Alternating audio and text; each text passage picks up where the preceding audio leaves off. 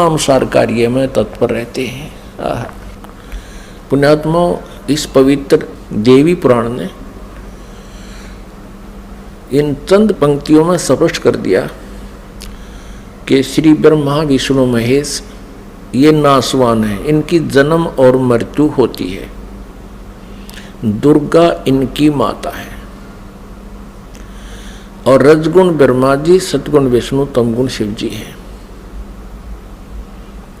और चौथा ये कंसेप्ट क्लियर हो गया कि ये केवल नियमित कार्य ही कर सकते हैं, जिसका जैसा नियमित है, जिसका किस्मत में जो कुछ भी लिखा है उसमें ये परिवर्तन नहीं कर सकते, उनको जैसा ही दे सकते हैं, जैसा कर्म है वैसा ही उनको फल देते हैं, ऐसा इनका नियम है। और ये हमारे सदग्रंथों में लिखा हुआ है। अब आप जी को डिटेल से दिखाते हैं। इसी श्रीमद् देवी भागवत को ही पुनः दिखाते हैं पूरी डिटेल से। ये देखिएगा,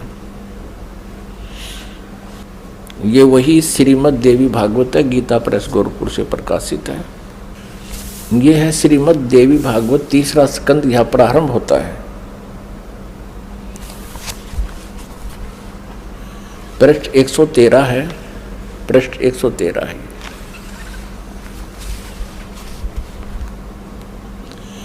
जन्मे जय ने पूछा, भगवान आपने अम्बा यज्ञ अर्थात परम पवित्र नवरात्र व्रत के करके उसके द्वारा देवी के आराधन करने की आज्ञा दी है।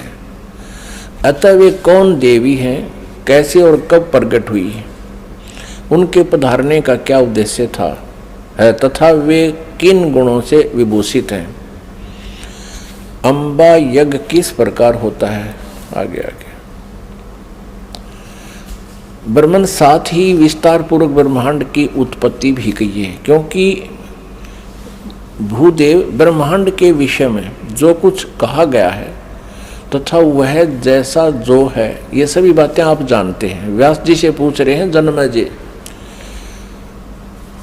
मैंने सुना है कि ब्रह्मा विष्णु और रुद्र ये तीन सगुण देवता हैं। कर्मशः सृष्टि पालन और संहार के कार्य का उत्तरदायित्व इन पर रहता है।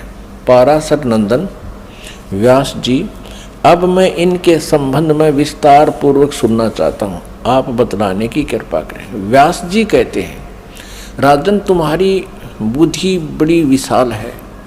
अभी तुमने जो पूछा कि ब्रह्मादि की उत्पत्ति यानी ब्रह्मा विष्णु महेश, ब्रह्मादि माने ब्रह्मा विष्णु महेश की उत्पत्ति कैसे हुई, सो वह महान कठिन विषय है, उसमें अनेक प्रश्न उठ जाते हैं। यही प्रश्न पूर्व समय में मैंने नारद जी से किया था। व्यास जी कह रहे हैं कि मैंने नारद से पूछा था यही ज्ञान। मैंने कहा, मुने आप बुद्धिमान हैं, मुझे यह बताने की कृपा कीजिए कि इस विस्तृत ब्रह्मांड के प्रधान कर्ता कौन है। मुनिवर, यह ब्रह्मांड कहाँ से उत्पन्न हो गया। दिविजवर, साथ ही यह भी बताइए कि यह ब्रह्मांड विनाशशील है अथवा सदा रहने वाला है। इसकी रचना ये 114 पृष्ठ पे है, तीसरा स्कंद। करने वाला कोई एक है अथवा बहुत से इसके रचयिता है। कर्ता के अभाव में कार्य का होना असंभव है। यह प्रश्न मेरे मन में उठा करता है। कुछ लोग भगवान शंकर को परम कारण मानकर जगत का रचयिता बतलाते हैं। वे कहते हैं कि देवादिदेव भगवान शंकर अविनाशी पुरुष हैं, उनका कभी जन्म और मरण नहीं होता, वे आत्मा मरण करने वाले हैं, देवताओं पर भी उनका शासन बना रहता है। दूसरे कई लोग भगवान विष्णु की प्रशंसा किया करते हैं। वे शक्तिशाली पुरुष, अव्यक्त, अखिल ऐश्वर्य के संपन्न परब्रह्म परमात्मा है। कुछ दूसरे लोग ब्रह्मा जी को सृष्टि का प्रधान कारण बताते हैं। कितने ही आचार्य भवानी को संपूर्ण मनोरथ पूर्ण करने वाली बतलाते हैं। वे आदिमाया महाशक्ति एवं परम पुरुष के साथ रहकर कार्य संपादन करने वाली प्रकृति है। ब्रह्म के साथ उनका अभेद संबंध है। ब्रह्म ये काल है, क्षर पुरुष, और अभेद संबंध यानी पति पत्नी का संबंध है। वे सृष्टि, स्थिति और संहार कार्य में संलग्न रहती हैं। संपूर्ण प्राणियों एवं देवताओं की भी वे जननी है, उनका कभी जन्म मरण नहीं होता है। वैष्णवी, सांभवी, ब्राह्मी, वासवी, वारुणी, वाराही, नारसिंही और तथा अद्भुत महालक्ष्मी नाम से विख्यात है। 115 पृष्ठ पे है। कितने श्रेष्ठ मुनि कहते हैं कि जो निरंजन, निराकार, निर्लेप, निर्गुण, अरूप एवं व्यापक ब्रह्म है, उन्हीं से जगत की सृष्टि हुई है। कहीं कहीं वेद और उपनिषद में भी वे ही ब्रह्म तेजो में बतलाए गए हैं और प्रधान पुरुष है। हजारों मस्तकों, आँखों, कानों, हाथों, मुखों, चरणों से वे संपन्न आकाश भी ये आदि आदि। आगे देखो। अब व्यास जी पूछ रहे थे नारद जी तक, मैंने ऐसा सुना है कोई कुछ बता रहा है, कोई कुछ बता रहा है, कोई शंकर को रचयिता, कोई विष्णु जी को रचयिता बताते। अब नारद जी कहते हैं, व्यास जी प्राचीन समय की बात है, यही संदेह मेरे हृदय में भी उत्पन्न हो गया था।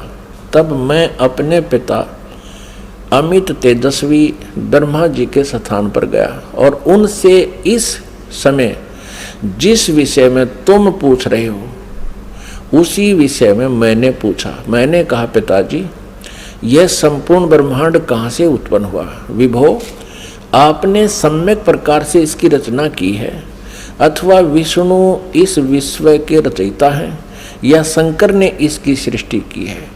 पर जगत प्रभु, आप विश्व के आत्मा हैं और सच्ची बात बताने की कृपा करें। किन देवताओं की पूजा करनी चाहिए तथा कौन देवता सबसे बड़े एवं समर्थ है? निष्पाप ब्रह्मा जी, इन सभी प्रश्नों का समाधान करके मेरे हृदय के संदेह को दूर करने की कृपा कीजिए। सत्यवती नंदन व्यास जी, इस प्रकार मेरे प्रसन्न करने पर लोक पितामह ब्रह्मा जी मुझसे कहने लगे। ब्रह्मा जी ने कहा, बेटा मैं इस प्रश्न का क्या उत्तर दूं? यह प्रश्न बड़ा ही जटिल है। महाभाग, तुम भगवान विष्णु से इसका समुचित समाधान पा सकते हो। ये तीनों देवता, इनको ज्ञान तो है नहीं, इसलिए ये अपने से दूसरे की तरफ धका दिया करें। चलो वहाँ उससे पूछ लो। फिर भी विष्णु जी की तरफ संकेत करते हैं, फिर भी अपना ज्ञान वो बता रहे हैं।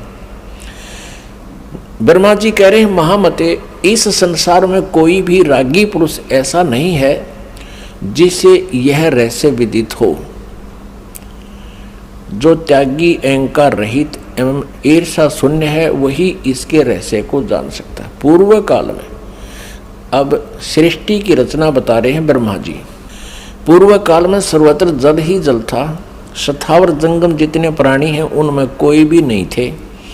तब कमल से मेरी उत्पत्ति हुई। उस समय मुझे सूर्य, चंद्र, वृक्ष तथा पर्वत कोई भी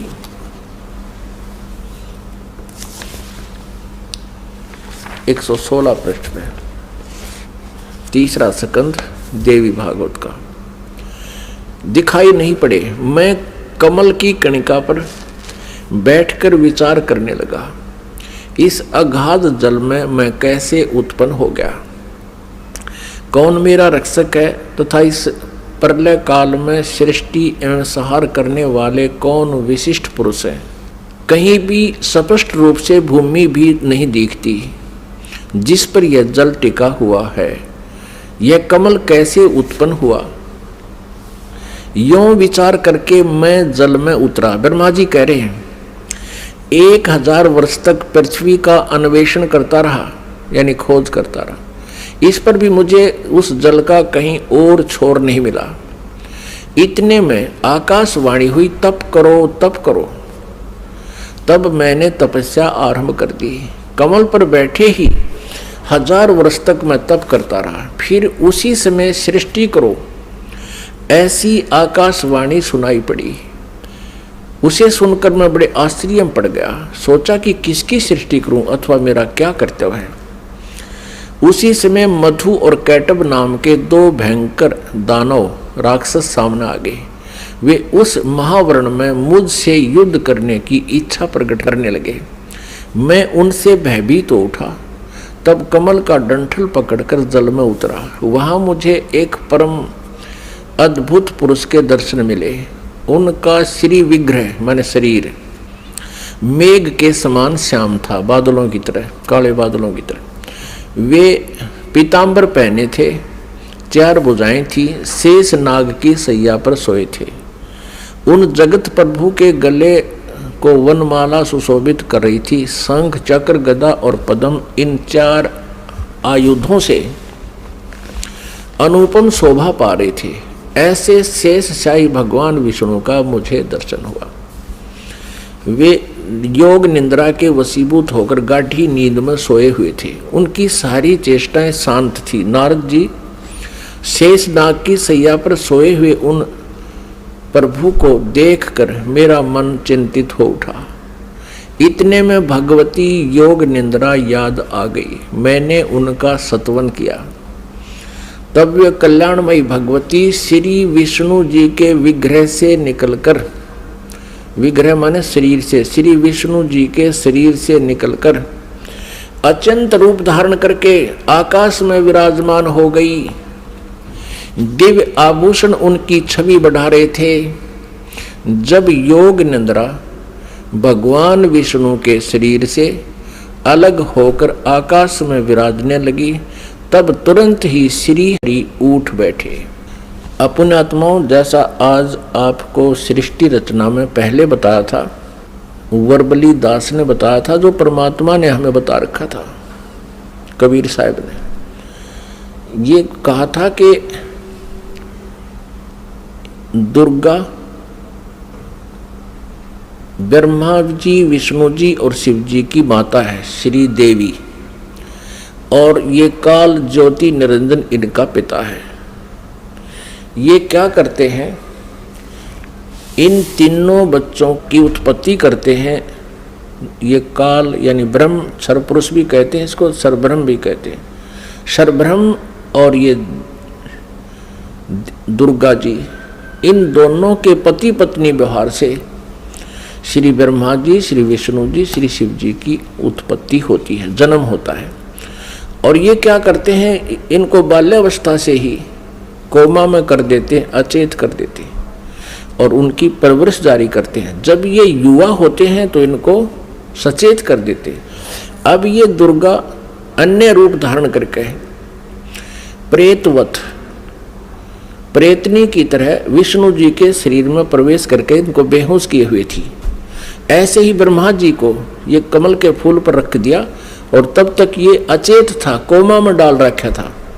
ये खुद कहता मुझे पता नहीं मैं कमल के फूल पर कहां से उत्पन्न हो गया, मेरा कौन जनक है। अब नीचे उतरा तो देखा विष्णु जी बेहोश पड़े थे वो, और उसमें से जब वो दुर्गा निकल गई, बाहर आई, तो वो सचेत हो गए। अब इस प्रकार इन सभी को इस काल भगवान ने अपने सुनियोजित षड्यंत्र के तहत भ्रमित कर रखा, किसी को यथार्थ ज्ञान नहीं बता रखा। अब यहां आप आगे देखिएगा, अब क्या होता है कि तीसरे स्थान पर भगवान शंकर को भी बेहोश कर रखा था, फिर उसको सचेत कर दिया, फिर तीनों को इकट्ठा कर दिया प्रेरणा करके, तीनों इकट्ठे हो गए। अब देखना श्रीमद् संक्षिप्त देवी भागवत और 3रा स्कंध, और हम यहाँ पढ़ रहे थे। तब वे कल्याणमयी भगवती श्री विष्णु के विग्रह से निकलकर अत्यंत रूप धारण करके आकाश में विराजमान हो गई। दिव्य आभूषण उनकी छवि बढ़ा रहे थे। जब योग निंद्रा भगवान विष्णु के शरीर से अलग होकर आकाश में विराजने लगी, तब तुरंत ही श्री हरि उठ बैठे। उन्होंने मधु और कैटब के साथ 5000 वर्ष तक बड़ी घमासान लड़ाई की। तब वे दैत्य मरे। पहले देवी के कटाक्ष से मधुर और कैटब मोहित हो गए थे। उसके बाद भगवान विष्णु ने गोद में लेटाकर उन्हें वहीं प्राणों से रहित कर दिया। अब वहां मैं और भगवान विष्णु 2 थे, वही रुद्र भी प्रकट हो गए। हम तीनों को भगवती आद्या शक्ति के दर्शन हुए, दुर्गा के।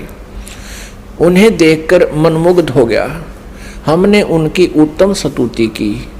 तब वे आदि शक्ति हम लोगों से कहने लगी, देवी ने कहा, ब्रह्मा विष्णु और महेश्वर, तुम भली भांति सावधान होकर अपने अपने कार्य में संलग्न हो जाओ। सृष्टि, स्थिति और संहार ये तुम्हारे कार्य हैं। ब्रह्मा जी कहते हैं, भगवती आद्याशक्ति की, हम 117 पृष्ठ पर पढ़ रहे हैं, तीसरा स्कंद। वह वाणी बड़ी मधुर थी, सुंदर एवं सुखप्रद थी। हमने वह स्पष्ट सुनी। हम लोगों ने उनसे कहा, माता, हम किस प्रकार इन प्रजाओं के सर्जन आदि कार्य करने में सफल हों? विस्तृत भूमि का अभाव है, सभी स्थान जलमग्न है। हमारी बात सुनकर उन कल्याण स्वरूपिणी भगवती का मुखमंडल मुस्कान से भर गया। इतने में एक सुंदर विमान आकाश से उतरा। तब उन देवी ने हमें आज्ञा दी, देवताओं, निर्भीक होकर इच्छा पूर्वक इस विमान में प्रवेश कर जाओ। ब्रह्मा, विष्णु और रुद्र, आज मैं तुम्हें एक अद्भुत दृश्य दिखलाती हूँ। हमने भगवती की बात सुनकर उसे शिरोधार्य कर लिया। उस रत्न जटित विमान पर चढ़कर हम लोग आराम से बैठ गए। हम तीनों देवताओं को उस पर बैठे देखकर देवी ने अपने सामर्थ्य से विमान को आकाश में उड़ा दिया। ब्रह्मा जी कहते हैं, मन के समान तीव्र गति से चलने वाला वह विमान जिस अपरिचित स्थान पर गया, वहाँ संपूर्ण फलों से लदे हुए अनेक सुंदर वृक्ष थे। आगे एक अत्यंत सुंदर नगर दिखाई पड़ा। अद्भुत चार दीवारी उस नगर की छवि बढ़ा रही थी। उसमें बहुत से ऊंचे ऊंचे महल थे। उचित स्थान पर यज्ञशालाएं बनी थी। क्षण भर के बाद वह एक दूसरे सुंदर प्रदेश में जा पहुंचा। वहां हमने देखा अनुपम नंदन वन था। पारिजात की संगन छाया के नीचे सुरभि गो बैठी थी। आप पास में ही ऐरावत हाथी विराजमान था। सैकड़ों अप्सराएं, यक्ष, गंधर्व और विद्याधर उस पराजित के उपवन में गाते एवं विहार करते थे। देखा तो वही महाभाग इंद्र भी थे। उनके समीप उनकी प्राण प्रिया सची विद्यमान थी।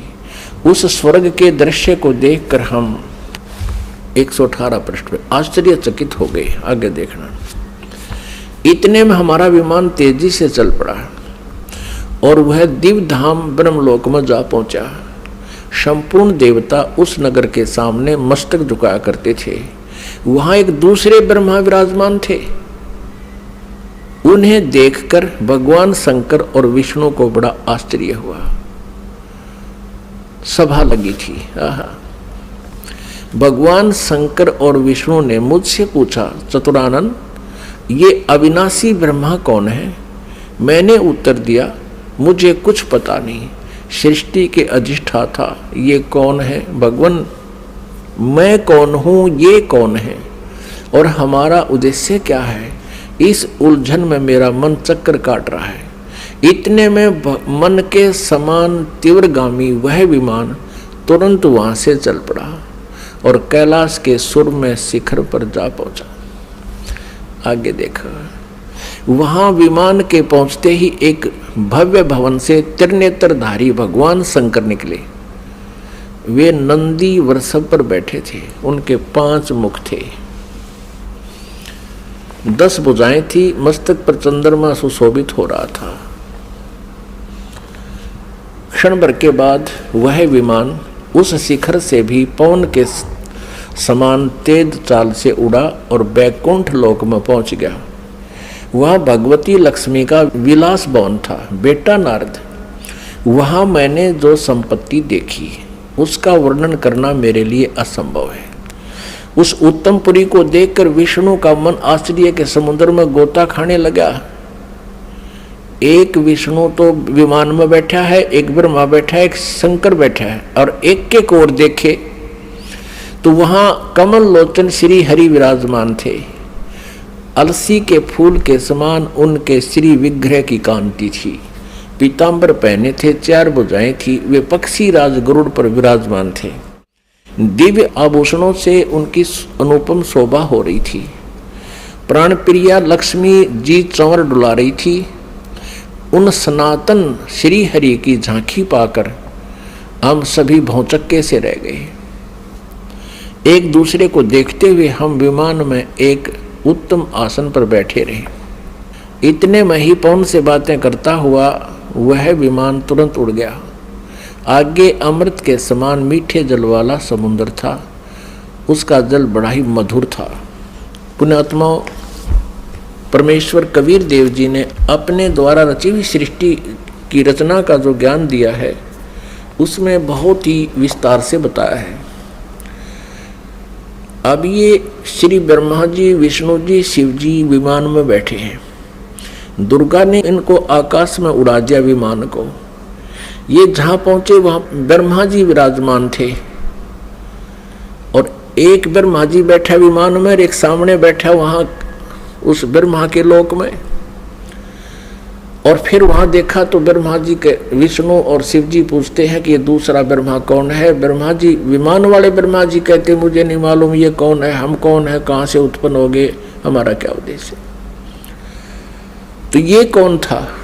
इस काल ने, जैसे आपको सृष्टि रचना के प्रारंभ में बताया था, इसने एक ब्रह्मांड के टॉप मोस्ट प्लेस पे, शिखर सुन में यानी चोटी पे 3 स्थान बना रखे हैं। आपको एक चित्र दिखाते हैं ब्रह्मांड का, इससे आसानी से समझ में आओगी। देखिएगा, एक ब्रह्मांड का लघु चित्र, ये देखिएगा, ये एक अंडे जैसी शेप है, इसकी अंडे जैसा आकार है। इसको एलिपिकल इसका जो है ना शेप है, आकार है। अब ये देखिएगा, नीचे से शुरू करते हैं।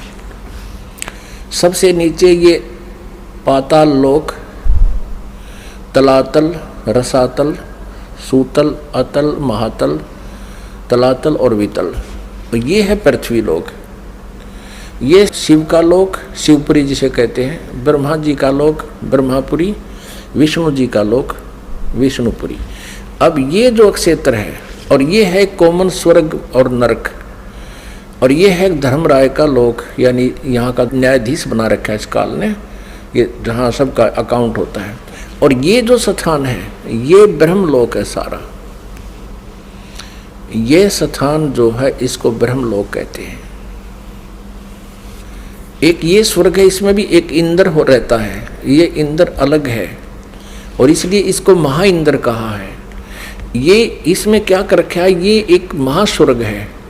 इसी में इसने एक अलग से और एक डुप्लीकेट काम कर रखा है। नकली सतलोक, नकली अलखलोक, नकली अगमलोक और नकली अनामी लोक की रचना कर रखी है। इधर ये 88,000 खेड़े हैं, इधर ये सप्तपुरी है। और इस सारे इस ब्रह्मलोक के ऊपर, ये ब्रह्मलोक है, इस ब्रह्मलोक के ऊपर इसने यहाँ 3 गुप्त स्थान बना रखे हैं। आपको बताया था कि एक ये रजोगुण प्रधान क्षेत्र है, इसमें ये काल सरपुरुष स्वयं ब्रह्मा रूप धारण करके रहता है और साथ में अपनी पत्नी दुर्गा को सावित्री रूप में रखता है। ये वहाँ यहाँ से अंतर्धान हुआ, इनके विमान से पहले ये यहाँ पहुँच गया। एक ये तमोगुण प्रधान क्षेत्र है, इसमें ये स्वयं महाविष्णु महाशिव रूप में रहता है और दुर्गा को अपने यानी उमा रूप में रखता है। और फिर ये एक सतोगुण प्रधान क्षेत्र है। आगे फिर ये स्वयं ही विष्णु रूप धारण करके वहाँ विराजमान हो जाता है और दुर्गा को महालक्ष्मी रूप में रखता है। अब जब इनका विमान वहाँ पहुँचा इस रास्ते से, पहले इन्होंने देखा यहाँ इंद्र का लोक देखा, ये पहले बड़े बड़े वृक्ष और अन्य लोक देखे, फिर यहाँ से यहाँ प्रवेश हुआ। इससे आगे नहीं जा सकते ये। इनका विमान महा इंद्र को देखकर वापस यहाँ से आया, फिर इस रास्ते से ऊपर गया। आगे जाके उन्होंने क्या देखा, सबसे पहले ब्रह्मा का ये काल बैठा था सरपुरुष ब्रह्मा रूप में, और फिर वहां से ये इनका विमान यहाँ आ गया। इस वहां इन्होंने एक शंकर जी और देखा, ये काल था, स्वयं सरपुरुष ने अपना अलग से वहां 3 रूप धारण किए, और फिर ये विष्णु लोक में आ गए। वहाँ एक विष्णु और था और लक्ष्मी जी बैठी थी। यह दुर्गा इस विष्णु रूपी काल के ऊपर, सरपुरुष के ऊपर चमर कर रही थी। यहाँ से फिर इनका विमान यहाँ आया, इस मीठे जल के समुद्र में। यहाँ दुर्गा का एक लोक अलग से है। अब आगे पढ़ते, यहाँ तक हम पढ़ते हुए आ चुके हैं श्री देवी पुराण को। अब हम यहाँ आएंगे इस मीठे जल में, इस मीठे जल के समुद्र में पहुंच गए। अब यहाँ आते हैं पुण्यात्माओं, आज हमारे सदग्रंथ जो प्रमाणित कर रहे हैं, ये ज्ञान परमेश्वर कबीर जी ने 600 वर्ष पहले अपनी सच्चिदानंद घन ब्रह्म की वाणी में, कबीर वाणी में लिपिबद्ध करवा रखा है, आज से 600 वर्ष पहले। और आज इन सदग्रंथों में हमें सत्य हो रहा है। तो इससे सिद्ध है कि पूर्ण परमात्मा कबीर जी हैं, जिन्होंने पहले ही ये ज्ञान हमें दे रखा था और हमारे सदग्रंथों में विद्यमान है। अब हम कहाँ तक पढ़ते हुए आगे कि इन तीनों ये विमान में बैठे हैं, ब्रह्मा विष्णु शिव जी, और दुर्गा ने अपनी शक्ति से विमान को आकाश में उड़ा दिया। पहले वो पहुँचे ब्रह्मा जी के लोक में, वह इस काल के उस स्थान पर पहुंचे जो रजोगुण प्रधान है। वहां यह स्वयं ही सरपुरुष यानी काल ब्रह्म स्वयं ही ब्रह्मा रूप धारण करके विराजमान था। आगे फिर गए तो इस शंकर रूप में विराजमान था, आगे गए तो ये विष्णु रूप में विराजमान था। फिर वहां से इनका विमान कहाँ गया, ये सारा इसलिए किया गया था कि कहीं ये अपने आप को भगवान ना मान बैठे, इनका भ्रम निवारण कर दें। अब देखना, ये देवी भागवत चल रहा है, श्रीमद् देवी भागवत गीता प्रेस गोरखपुर से प्रकाशित है। ये वही पुस्तक है जो आपको पहले दिखाई थी। हमने यहाँ तक पढ़ लिया, हमने ये पढ़ा 118 पे। इतने में हमारा विमान तेजी से चल पड़ा और एक दिव्य धाम ब्रह्म लोक में जा पहुंचा। वहां पर एक दूसरे ब्रह्मा विराजमान थे,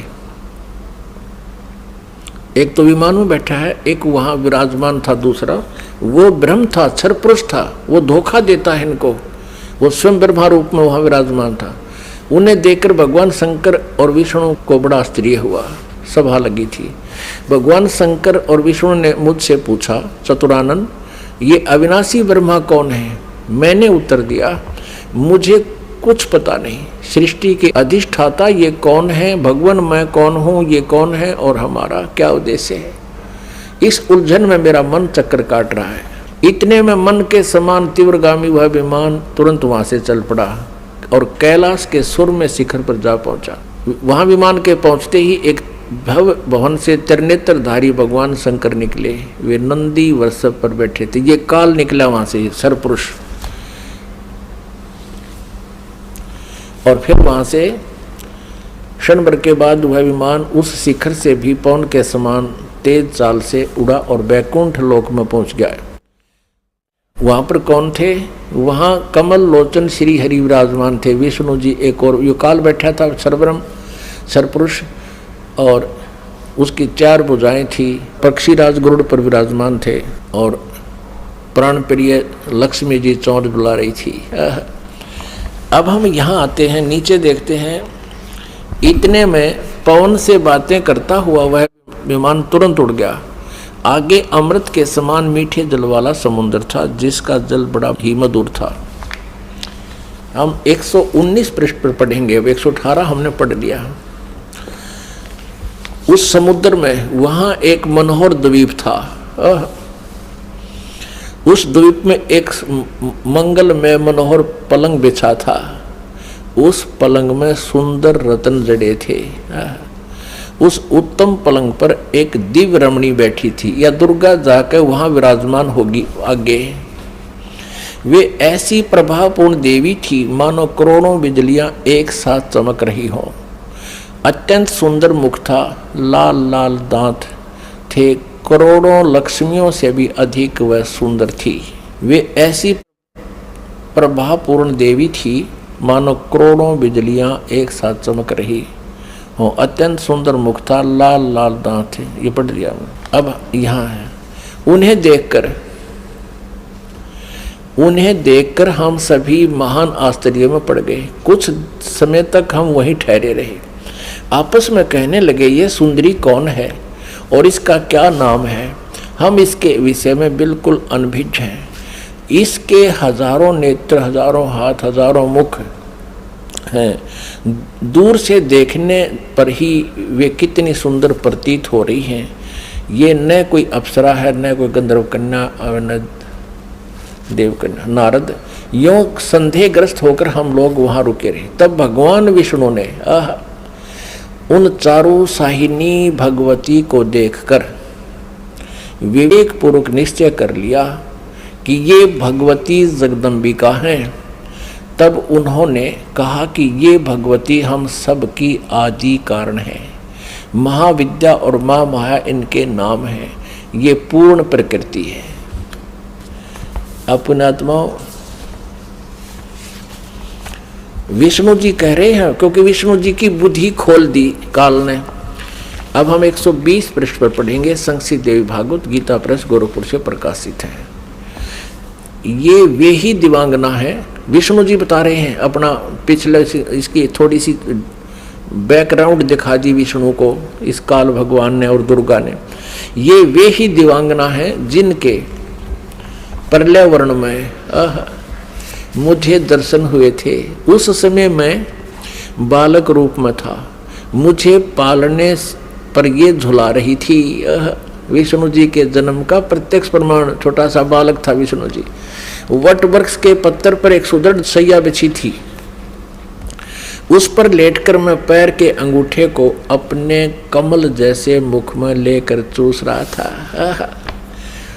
कहते प्रलय वर्ण में मुझे दर्शन हुए थे इस देवी के।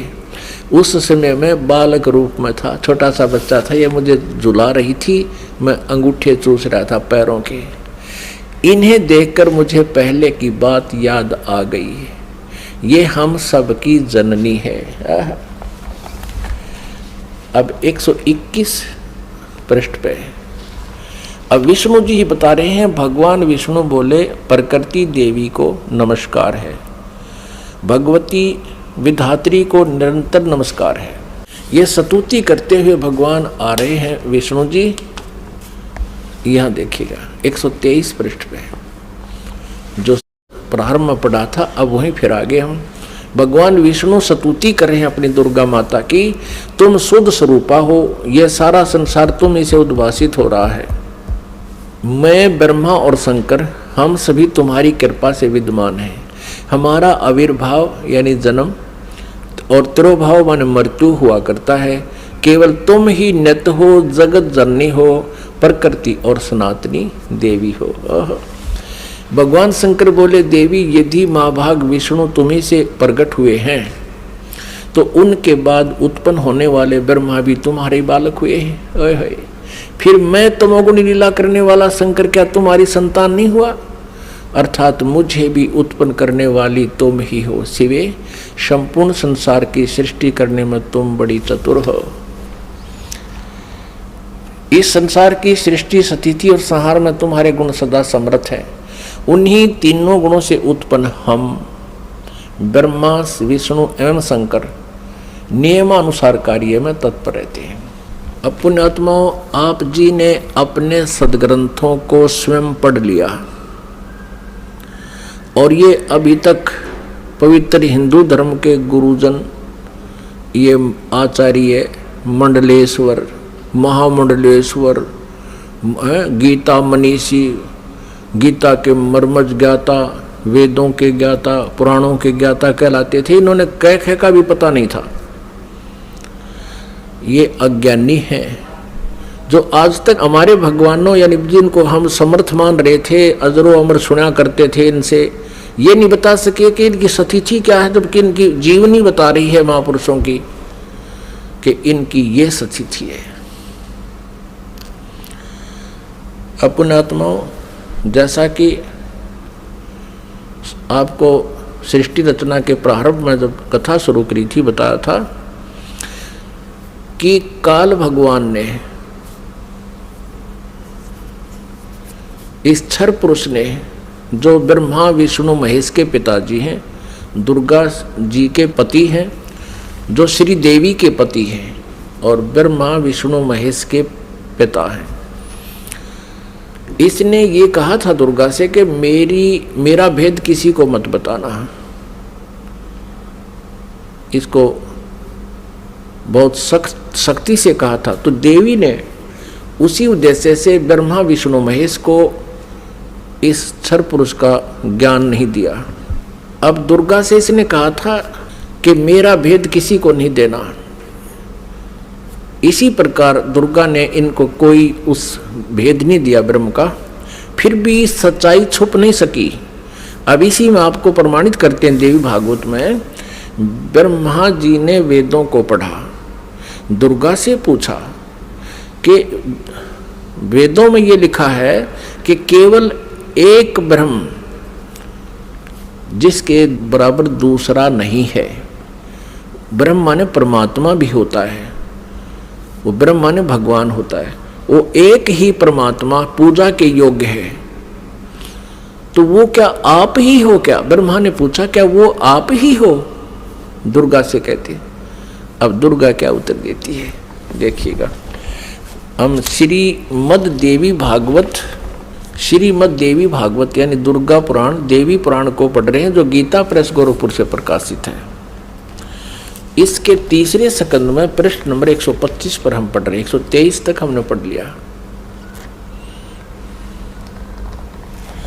यहां 124 पे देखिएगा,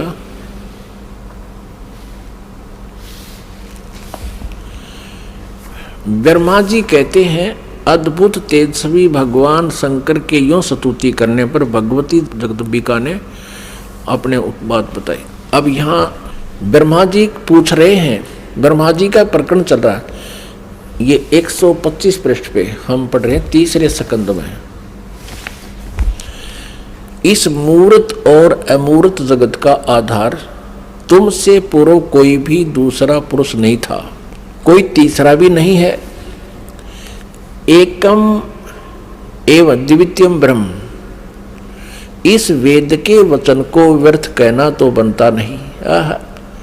अब दुर्गा इनको कहा करती, मैं ही सब कुछ हूं, मैं ही तुम्हारा पिता हूं, मैं तुम्हारी माता हूं। तो अब ब्रह्मा जी ने वेदों को पढ़ा तो इसने कहा कि वेद के वचन को हम झूठा भी नहीं कह सकते, और इधर अनुभव दूसरी बात कहता है। इस प्रकार वेद वाक्यों और अनुभव में अत्यंत विरोध उत्पन्न हो रहा है। वेद कहते हैं एकम एव अद्वितीयम ब्रह्म है, तो क्या वह आत्म स्वरूपा तुम ही हो अथवा वह कोई और पुरुष है? मेरे इस संदेह को दूर करने की कृपा करो।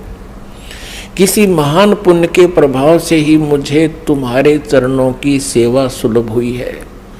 तुम स्त्री हो अथवा पुरुष, यह रहस्य भी मुझे विषाद रूप से कृपा करके बतलाओ।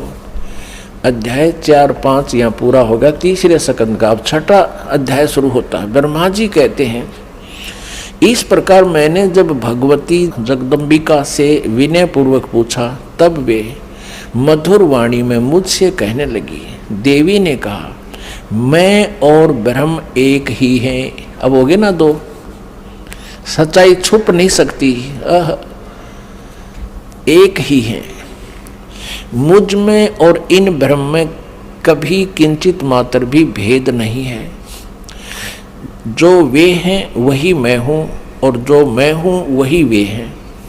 बुद्धि के भ्रम से भेद प्रतीत हो रहा है। हम लोगों के सूक्ष्म भेद को जो जानता है, इसे सीधा दो तो है ही, ये वो जानता है वही। अब 125 पृष्ठ हमने पढ़ा, अब 126 पढ़ेंगे। वही बुद्धिमान पुरुष है, वो तत्वदर्शी संत है जो हमारी भिन्न भिन्नता को समझता है, उसके संसार मार्ग से मुक्त होने में कुछ भी संदेह नहीं है। ब्रह्म एक ही है। आगे देखो, मैं शक्ति रूप धारण करके पराक्रम करती हूँ। गौरी, ब्राह्मी, रौद्री, वाराही, वैष्णवी, शिवा, वारुणी, कुबेरी, नारसिंही और वासवी सभी मेरे रूप हैं। विभिन्न कार्यों के उपस्थित होने पर उन देवियों के भीतर अपनी शक्ति स्थापित करके मैं सारी व्यवस्था करती हूँ। हाँ, उस देवी को निमित्त बना लेना मेरा स्वभाव है। अब आगे देखना, अपने आत्माओं, आप पढ़ रहे हो अपने सदग्रंथों को स्वयं। आप जी ने तीसरे स्कंद में और प्रश्न नंबर 125 पे पढ़ा। ब्रह्मा जी कहते हैं कि मैंने जब दुर्गा जी से ये पूछा, माता से, जगदम्बिका से, कि वेदों में लिखा है कि एकम एव अद्वितीयम ब्रह्म, अद्वितीयम जिसके बराबर दूसरा कोई नहीं हो, वो ब्रह्म ही सब कुछ है। उधर से उपनिषद और आप जो कह रहे हो कि मैं ही सब कुछ हूँ, मैं ही सृष्टि रचना करने वाली हूँ, मेरे अतिरिक्त कोई नहीं है, तो इन वेद के वाक्य को झूठा भी नहीं कहा जा सकता।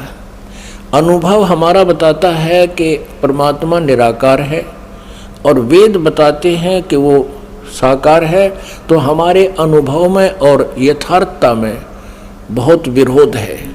तो क्या वो ब्रह्म आप ही हो या कोई और है? ब्रह्मा जी ने पूछा। अब दुर्गा पहले तो बहकाती है उनको कि उस ब्रह्म में और मेरे में कोई अंतर नहीं है, मैं ही वही हूँ, वो मैं ही हूँ। हम दोनों का सूक्ष्म भेद दो जानता है, वो परम पुरुष है, विद्वान पुरुष है, तत्वदर्शी।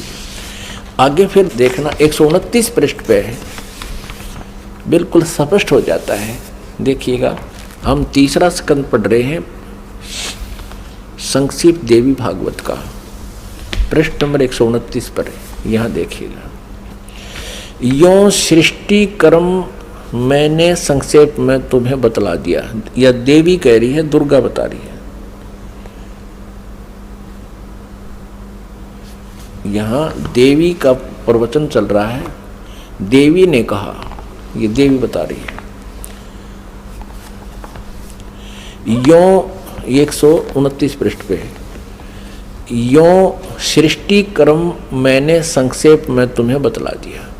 महानुभाव देवताओं, ब्रह्मा, विष्णु और शिव को दुर्गा कह रही है, अब मेरा कार्य सिद्ध करने के लिए विमान पर बैठकर तुम लोग शीघ्र पधारो, जाओ।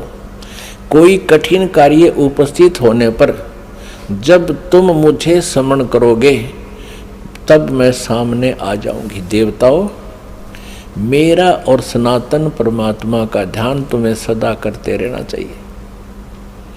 अब यहाँ ये दो हो गए, तब तो कह रही थी मैं ही सब कुछ हूँ, और अब ये कह रही है दो, मेरा और ये दुर्गा ब्रह्म को ही सनातन परमात्मा बता रही है। हम दोनों का, आगे दो, हम दोनों का स्मरण करते रहोगे तो तुम्हारे कार्य सिद्ध होने में किंचित मात्र भी संदेह नहीं रहेगा। ब्रह्मा जी कहते हैं, इस प्रकार कहकर भगवती जगदम्बिका ने हमें विदा कर दिया। उन्होंने शुद्ध चरित्र वाली शक्तियों में से भगवान विष्णु के लिए लक्ष्मी को, शंकर के लिए महाकाली को और मेरे लिए महासरस्वती को पत्नी बनने की आज्ञा दे दी। अब उस स्थान से हम चल पड़े और दूसरे स्थानों पर हम तीनों की पुरुष रूप से प्रतिष्ठा हुई। आप जी को इस दास ने परमेश्वर कबीर जी द्वारा रची हुई सृष्टि और ये सारे ब्रह्मांडों की रचना कब कब कैसे हुई वो सारी बताई थी।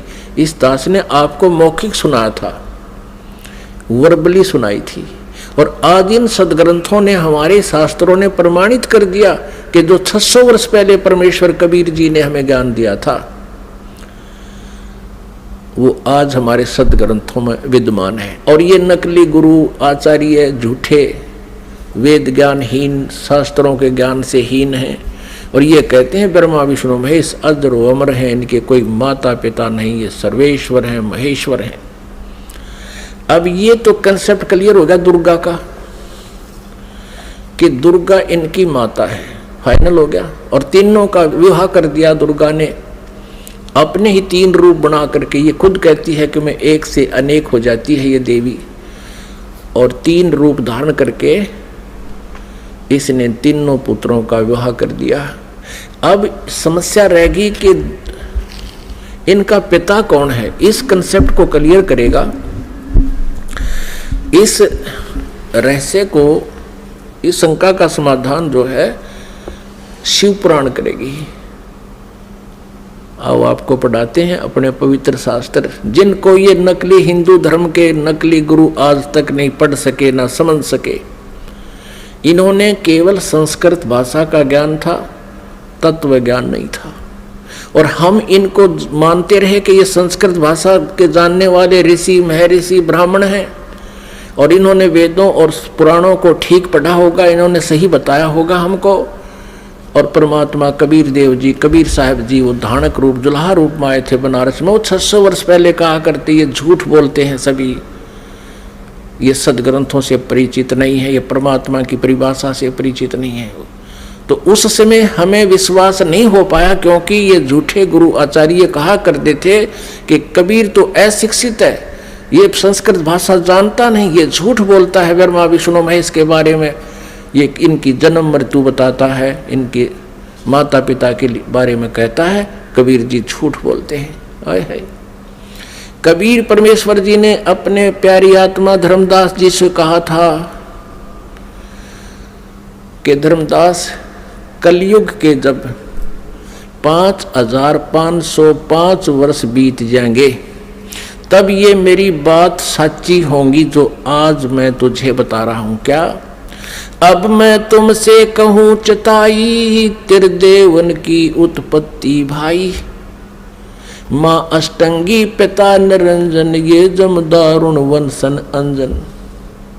3 पुत्र अष्टंगी जाए, ब्रह्मा विष्णु शिव नाम धराए। जो आज मैं तुझे बता रहा हूं कि ये ब्रह्मा विष्णु महेश की माता दुर्गा है और पिता ज्योति निरंजन है, ये काल क्षर पुरुष है। ये मेरा जो वचन है, आज से 5505 वर्ष के बाद जब कलयुग बीत जाएगा, तब ये सच्चा होगा। अब आज जो है कलयुग का आज ये वो समय आ गया है। 5500 जो बनता है वो सन 2000 में बनता है, ईसा पूर्व ईस्वी में। आपको प्रमाण देते हैं थोड़ा, आप जी को ये कंसेप्ट क्लियर करते हैं कि वर्तमान में कलयुग का 5500 वर्ष चल रहे हैं। 5511 चल रहा है, ये समझ लो आज। और इससे 5 वर्ष पहले सन 2000 में 5505 वर्ष हो जाते हैं। आपको प्रमाणित करते हैं, ये देखिएगा। एक ये हिमालय तीर्थ है, ये पुस्तक का नाम है हिमालय तीर्थ, और ये शंकराचार्य वालों की परंपरा से प्रकाशित है। हिमालय तीर्थ जेपी नंबूरी उप मुख्य कार्यकारी अधिकारी, श्री बद्रीनाथ केदारनाथ मंदिर समिति, ट्रैक्स एंड ट्रुक्स, कलकत्ता, इतने से। ये पहला प्रकाशन 2009 में हुआ है। प्रकाशक है रंजू चक्रवर्ती, ये ऐसा मुद्रक हैं गिरी प्रिंट सर्विस, कलकत्ता। अब इसके पृष्ठ नंबर 42 पर आपको दिखाते हैं। पृष्ठ नंबर 42 पुस्तक है हिमालय तीर्थ, और यहाँ देखना शंकराचार्य का विवरण है। आदि केदारेश्वर के समक्ष शंकराचार्य जी की दिव्य संगमरमर की मूर्ति है। शिव रहस्य के अनुसार, शिव रहस्य के अनुसार एक पुस्तक है शिव रहस्य, उसका इस संस्कृत में लिखा है। 363 वर्षाणाम शंकरो यति, अर्थात कलयुग के 3000 वर्ष व्यतीत होने पर बौद्ध मीमांसकों को के मत पर विजय प्राप्ति के लिए शंकर यति के रूप में आविर्भूत होंगे। यानी शंकर भगवान ही आदि शंकराचार्य के रूप में कलयुग के 3000 वर्ष व्यतीत होने पर बौद्ध मीमांसकों के मत पर विजय प्राप्ति के लिए शंकर यति के रूप में आविर्भूत होंगे। शंकराचार्य के दर्शन के उपरांत ये आगे लिखा है। अब हम दूसरा आपको दिखाते हैं। अब इससे सिद्ध हो गया कि जब कलयुग 3000 वर्ष व्यतीत हो चुका होगा, उस समय आदि शंकराचार्य जी का जन्म होगा। अब ये प्रत्यक्ष प्रमाण ये कर रही है दूसरी पुस्तक कि ईसा से 508 वर्ष पूर्व, ईसा जी के से 508 वर्ष पहले शंकराचार्य जी का जन्म हुआ। अब देखो, ये एक पुस्तक है ज्योतिर्मय ज्योतिर्मठ।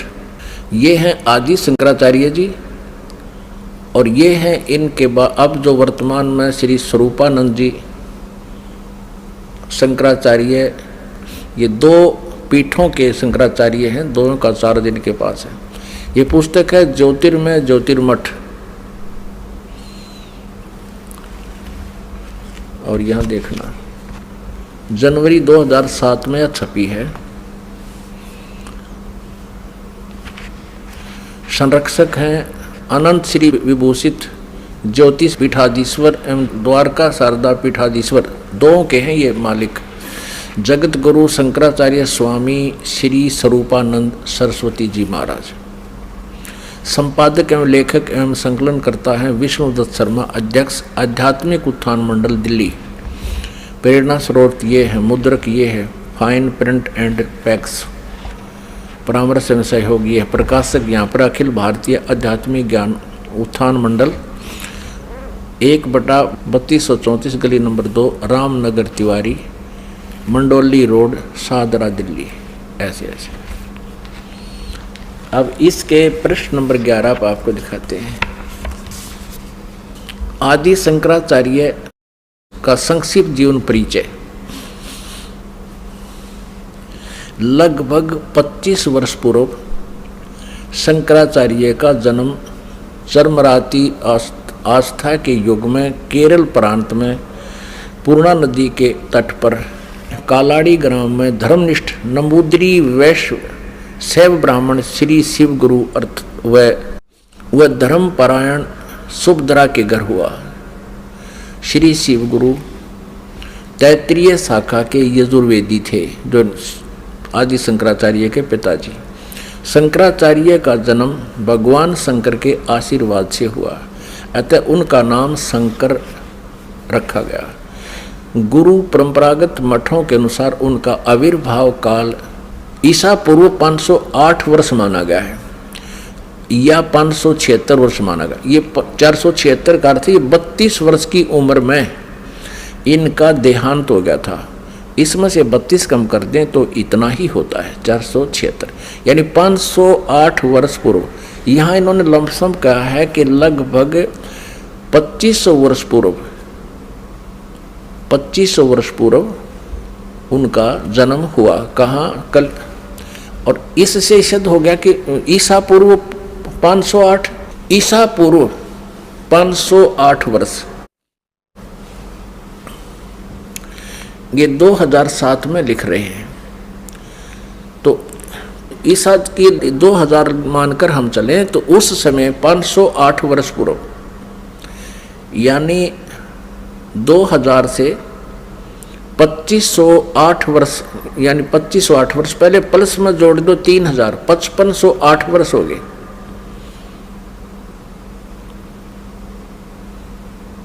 और 1994 से इस दास ने ये नामदान की आज्ञा हुई। सन 2000 में कृपा हुई, परमात्मा ने दया बख्शी, इन सदग्रंथों को देखा। 2000 के बाद इन सदग्रंथों को, जो अपने सदग्रंथ हैं, इनको देख करके इस दास ने एक पुस्तक की रचना की, परिभाषा प्रभु की, फिर परमेश्वर का सार संदेश और गहरी नज़र गीता में, यानी गीता जी का यथार्थ अनुवाद किया। तो परमात्मा ने कहा था कि जब कलयुग के 5505 वर्ष बीत जाएंगे, उस समय मेरी ये आज की कही हुई बातें सच्ची होंगी। धर्मदास, क्या कही थी परमात्मा ने कि ब्रह्मा विष्णु महेश नाशवान हैं, इनकी जन्म मृत्यु होती है। ब्रह्मा विष्णु महेश जी के पिता ज्योति निरंजन क्षर पुरुष ये काल हैं, और माता इनकी या देवी दुर्गा है। लेकिन उस समय किसी ने नहीं माना था। 600 वर्ष पहले, सन 1398 से सन 1518 तक परमात्मा 120 वर्ष तक यही ज्ञान देते रहे। लेकिन इन नकली गुरुओं ने, इन हट्ठी आचार्यों ने इस परमात्मा के ज्ञान को हम तक पहुंचने नहीं दिया। परमात्मा कबीर जी कहा करते, ये दुनिया अजब दीवानी, मेरी कही एक ना मानी। देख किसे दीवाने हो रहे हैं नकली गुरुओं के ऊपर, इनकी दंत कथाओं को सच्ची मान रहे हैं, और हम जो सत्य बता रहे हैं उसको विश्वास नहीं कर पा रहे। तो इसके लिए परमात्मा ने ये समय सेलेक्ट किया था कि एक समय कलयुग आएगा, उस समय सभी जनता को शिक्षित करेंगे, और जनता जब शिक्षित होंगे, श्रद्धालु शिक्षित होंगे, तब सदग्रंथों को स्वयं आँखों देखेंगे और गदगद हो जाएंगे। हमें परमात्मा चाहिए, और हम इन सभी सदग्रंथों को, पवित्र चारों वेदों को, पवित्र 18 पुराणों को, पवित्र श्रीमद् भगवत गीता जी को हम सत्य मानते रहे हैं और सत्य मानते हैं, और उनमें जो लिखा है तो आज हमने उनको स्वीकार करना चाहिए। इन लोकवेद सुनाने वाले इन आचार्यों गुरुओं से हमने पीछा छुटाना चाहिए। इसी में हमारी बुद्धिमता है। और परमेश्वर कबीर जी कहते हैं, जान बूझ साची तजय और करे झूठ तने, ताकि संगत है प्रभु सोपन में भी ना दे। इतने प्रमाण देखकर भी इन नकलियों से नहीं हटते हैं, सच्चाई को ग्रहण नहीं करते हैं, तो उसके विषय में कहा कि जान बूझ साची तजे और करें झूठ तने, ताकि संगत है प्रभु शोपन में भी ना दे। फिर इसे न कम्या तत्व कहते, दूर है ठीक, जो इतना कुछ देखकर भी नहीं मान रहे हैं। इन आदि शंकराचार्यों ने भी, इन शंकराचार्यों को भी ब्रह्मा विष्णु महेश की स्थिति का नहीं पता, इनको अजरो अमर कहते हैं। तो पुण्यात्माओं, परमात्मा कबीर जी ने कहा था, एक ना भूला दो ना भूली, ये भूले सब संसारी। अब हम आगे चलते हैं कि श्री ब्रह्मा, श्री विष्णु, श्री शिव जी के अब पिताजी क्लियर करने हैं, और उन्हीं की जीवनी में अब शिव पुराण दिखाते हैं आपको। ये देखिएगा, शिव पुराण संक्षिप्त शिव पुराण, सचित्र मोटा टाइप, केवल हिंदी।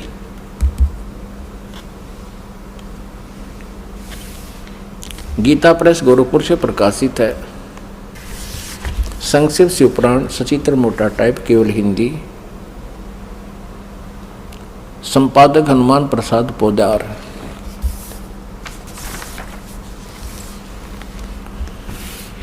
प्रकाशक एवं मुद्रक हैं गीता प्रेस गोरखपुर, गोविंद वन कार्यालय कोलकाता का संस्थान। अब यहाँ से शुरू करते हैं। ये रुद्र संहिता 98वां पृष्ठ शुरू करेंगे हम। संक्षिप्त शिव पुराण, ये रुद्र संहिता का 5वां अध्याय यहाँ समाप्त होता है। अपने पुत्र नारद की यह बात सुनकर लोक पितामह ब्रह्मा वहाँ इस प्रकार बोले। अब रुद्र संहिता का 6वां अध्याय हम पढ़ेंगे। ब्रह्मा जी ने कहा, ब्रह्मन देव शिरोमणि, तुम सदा समस्त जगत के उपकार में लगे रहते हो। तुमने लोगों के हित के कामना से यह बहुत उत्तम बात पूछी है। जिसमें समस्त चराचर जगत नष्ट हो गया था, सर्वत्र केवल अंधकार ही अंधकार था। न सूर्य दिखाई देते थे, न चंद्रमा, अनन्य ग्रहों और नक्षत्रों का भी पता नहीं था। न दिन होता था न रात, अग्नि, पृथ्वी, वायु और जल की भी सत्ता नहीं थी। उसमें तत्सद ब्रह्म, इस श्रुति में जो सत सुना जाता है एकमात्र वही शेष था। अब पृष्ठ 100 पे संक्षिप्त शिवपुराण रुद्र संहिता हम पढ़ रहे हैं। जिस परब्रह्म के विषय में ज्ञान और अज्ञान से पूर्ण उक्तियों द्वारा इस प्रकार विकल्प किए जाते हैं, उसने कुछ काल के बाद द्वितीय की इच्छा प्रकट की। उसके भीतर एक से अनेक होने का संकल्प उदित हुआ। तब उस निराकार परमात्मा ने अपनी लीला शक्ति से अपने लिए मूर्ति की कल्पना की। जो मूर्ति रहित परम ब्रह्म है, उसकी मूर्ति भगवान सदाशिव हैं।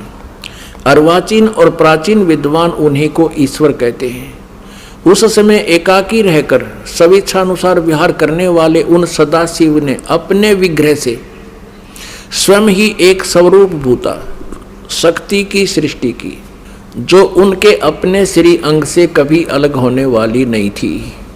उस पराशक्ति को प्रधान प्रकृति, अब ध्यान करना, ये कौन है? ये दुर्गा है, जो इस काल के शरीर से निकली। उस समय एकाकी रहकर स्वेच्छानुसार विहार करने वाले सदाशिव ने, सदाशिव कौन है? ये काल है। अपने विग्रह माने शरीर से स्वयं ही एक स्वरूप भूता शक्ति की सृष्टि की, ये ब्रह्मा जी बता रहे हैं। अब परमेश्वर कबीर जी ने बताया कि काल ने दुर्गा को खा लिया था, उसके पेट से परमेश्वर कबीर जी ने इसको अलग किया था। यहाँ इनकी मिलती जुलती सी बात है, क्योंकि कबीर परमेश्वर जी ने ब्रह्मा जी को ये ज्ञान सुनाया था और ब्रह्मा जी ने कुछ अपना अनुभव, कुछ कबीर जी का ज्ञान मिला करके इसको सिरे चढ़ाया। उस समय एकाकी रहकर स्वेच्छानुसार विहार करने वाले उन सदाशिव ने अपने विग्रह माने शरीर से स्वयं ही एक स्वरूप भूता शक्ति की सृष्टि की, जो उनके अपने श्रीअंग से कभी अलग होने वाली नहीं थी।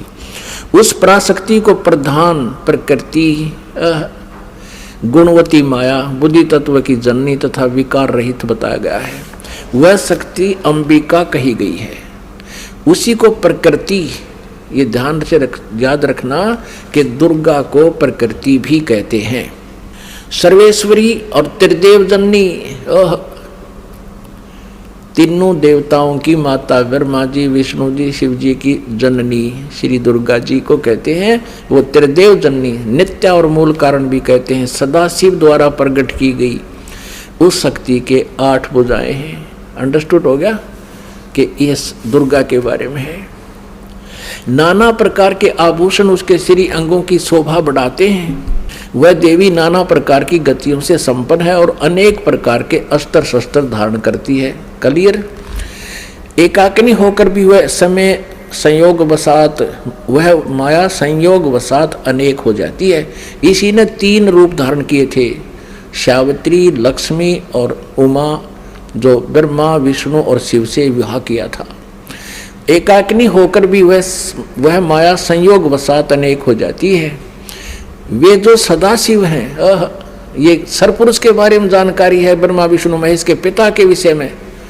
ये उन्हें परम पुरुष, ईश्वर, शिव, शंभु और महेश्वर कहते हैं। अब देखना 101 पृष्ठ पर रुद्र संहिता का हम ये 6वां अध्याय पढ़ रहे हैं। वे अपने सारे अंगों पर भस्म रमाए रहते हैं। उन काल रूपी ब्रह्म ने, इसे काल कहो चाहे ब्रह्म कहो, सर्वपुरुष कहो, ज्योति निरंजन कहो, उन काल रूपी ब्रह्म ने एक ही समय शक्ति के साथ, नाथ नहीं है, शक्ति के साथ यानी दुर्गा के साथ शिवलोक नामक अक्षेत्र का निर्माण किया था। उस उत्तम अक्षेत्र को काशी कहते हैं। वह परम निर्वाण या मोक्ष का स्थान है जो सबके ऊपर विराजमान है। वे प्रिया और प्रियतम रूप शक्ति और शिव, प्रिया और प्रियतम यानी पत्नी और पति रूप में दुर्गा और ये काल रूपी ब्रह्म कहो चाहे इसको सदाशिव कहो, ब्रह्मा विष्णु महेश का पिता। दुर्गा और काल जो परमानंद स्वरूप है उस मनोरम क्षेत्र में नित्य निवास करते हैं। शिव और शिवाने, शिव यहाँ ये काल रूपी ब्रह्म है, क्योंकि शिव का रूप धारण भी कर लेता है ये अपने पुत्र जैसा, क्योंकि अपने वास्तविक रूप में कभी किसी के समक्ष नहीं आता। ये शिव यानी इस काल ने, काल रूपी ब्रह्म ने, ये काल रूपी ब्रह्म ने, शिव और शिवा ने, काल और दुर्गा ने प्रलय काल में भी उस अक्षेत्र को अपने सानिध्य से मुक्त नहीं किया है। देव से ब्रह्मा जी बता रहे हैं नारद को, एक समय उस आनंद वन में रमण करते हुए शिवा और शिव के मन में, काल और दुर्गा के मन में, दुर्गा और काल के मन में, सरपुरुष के मन में यह इच्छा हुई कि किसी दूसरे पुरुष की सृष्टि करनी चाहिए, यानी कोई बच्चा उत्पन्न करना चाहिए, लड़का, जिस पर यह सृष्टि संचालन का महान भार रखकर हम दोनों केवल काशी में रहकर इच्छा अनुसार विचरें और निर्वाण धारण करें। ऐसा निश्चय करके शक्ति सहित सर्वव्यापी परमेश्वर शिव ने, इस काल रूपी ब्रह्म ने दुर्गा के साथ रमण किया, अपने वाम भाग के 10वें अंग पर अमृत मल दिया, पति पत्नी व्यवहार किया। फिर तो वहां से एक पुरुष प्रकट हुआ, एक पुत्र की उत्पत्ति हुई। देखना 102 पृष्ठ पे संक्षिप्त शिव पुराण हम पढ़ रहे हैं। अब यहाँ और पुत्र जो उत्पन्न हुआ इस काल रूपी ब्रह्म ने यानी शिव ने कहा, वत्स व्यापक होने के कारण तुम्हारा विष्णु नाम विख्यात हुआ। अब दुर्गा और काल से जो पुत्र उत्पन्न हुआ उसका नाम विष्णु रखा। ये आपने 6वां अध्याय पढ़ लिया रुद्र संहिता का। पुण्यात्माओं, ये अपने वही सदग्रंथ हैं जिनके आधार मानकर हम ये ज्ञान ग्रहण करते थे। ये आचार्य ब्राह्मण गुरु हमें ये बताया करते थे कि शिव पुराण में ऐसा लिखा है, हम इसलिए आपको बता रहे हैं। विष्णु पुराण में ऐसा लिखा है, देवी पुराण में ऐसा लिखा है। तो हम सोचा करते थे ये जो बता रहे हैं दंत कथा शायद ऐसा ही लिखा होगा, क्योंकि ये संस्कृत जानते हैं। आज ये सदग्रंथ उनके लोक वेद के विपरीत ज्ञान बता रहे हैं। अब इसमें स्पष्ट हो गया, काल रूपी ब्रह्म सरपुरुष कहो, ज्योति निरंजन कहो, इसे काल कहो या इसे सदाशिव कहो, ये ब्रह्मा विष्णु महेश का पिता है।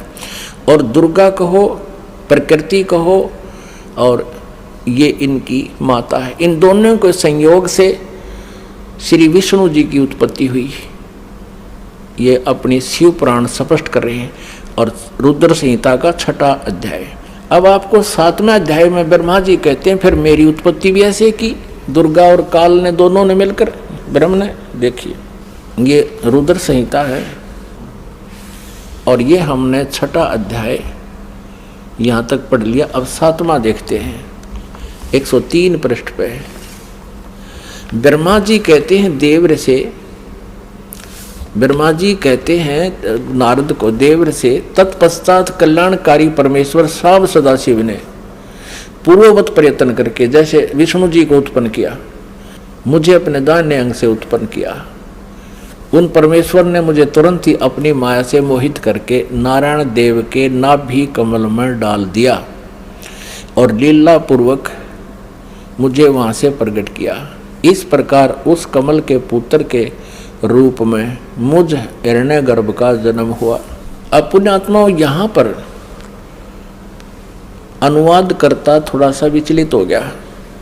अब उसने सोचा कि भाई अब शिव से शिव की उत्पत्ति कैसे लिखूं, क्योंकि अनुवाद करता भी तत्व ज्ञान से परिचित नहीं था। लेकिन कहते हैं सच्चाई छुपती नहीं, चोर चुरावे तू बड़ी गाड्डे पानी में, वो गाड्डे हुआ ऊपर आवे ना, सच्चाई छानी ना। अब देखना इसी रुद्र संहिता हम पढ़ रहे हैं, श्री शिव पुराण में प्रमाण दिखाते हैं आपको। ये वही रुद्र संहिता चल रही है और संक्षिप्त शिव पुराण 110 पृष्ठ पे हम अब यहाँ देखेंगे 9वां अध्याय का यहाँ अंत होता है, लास्ट है।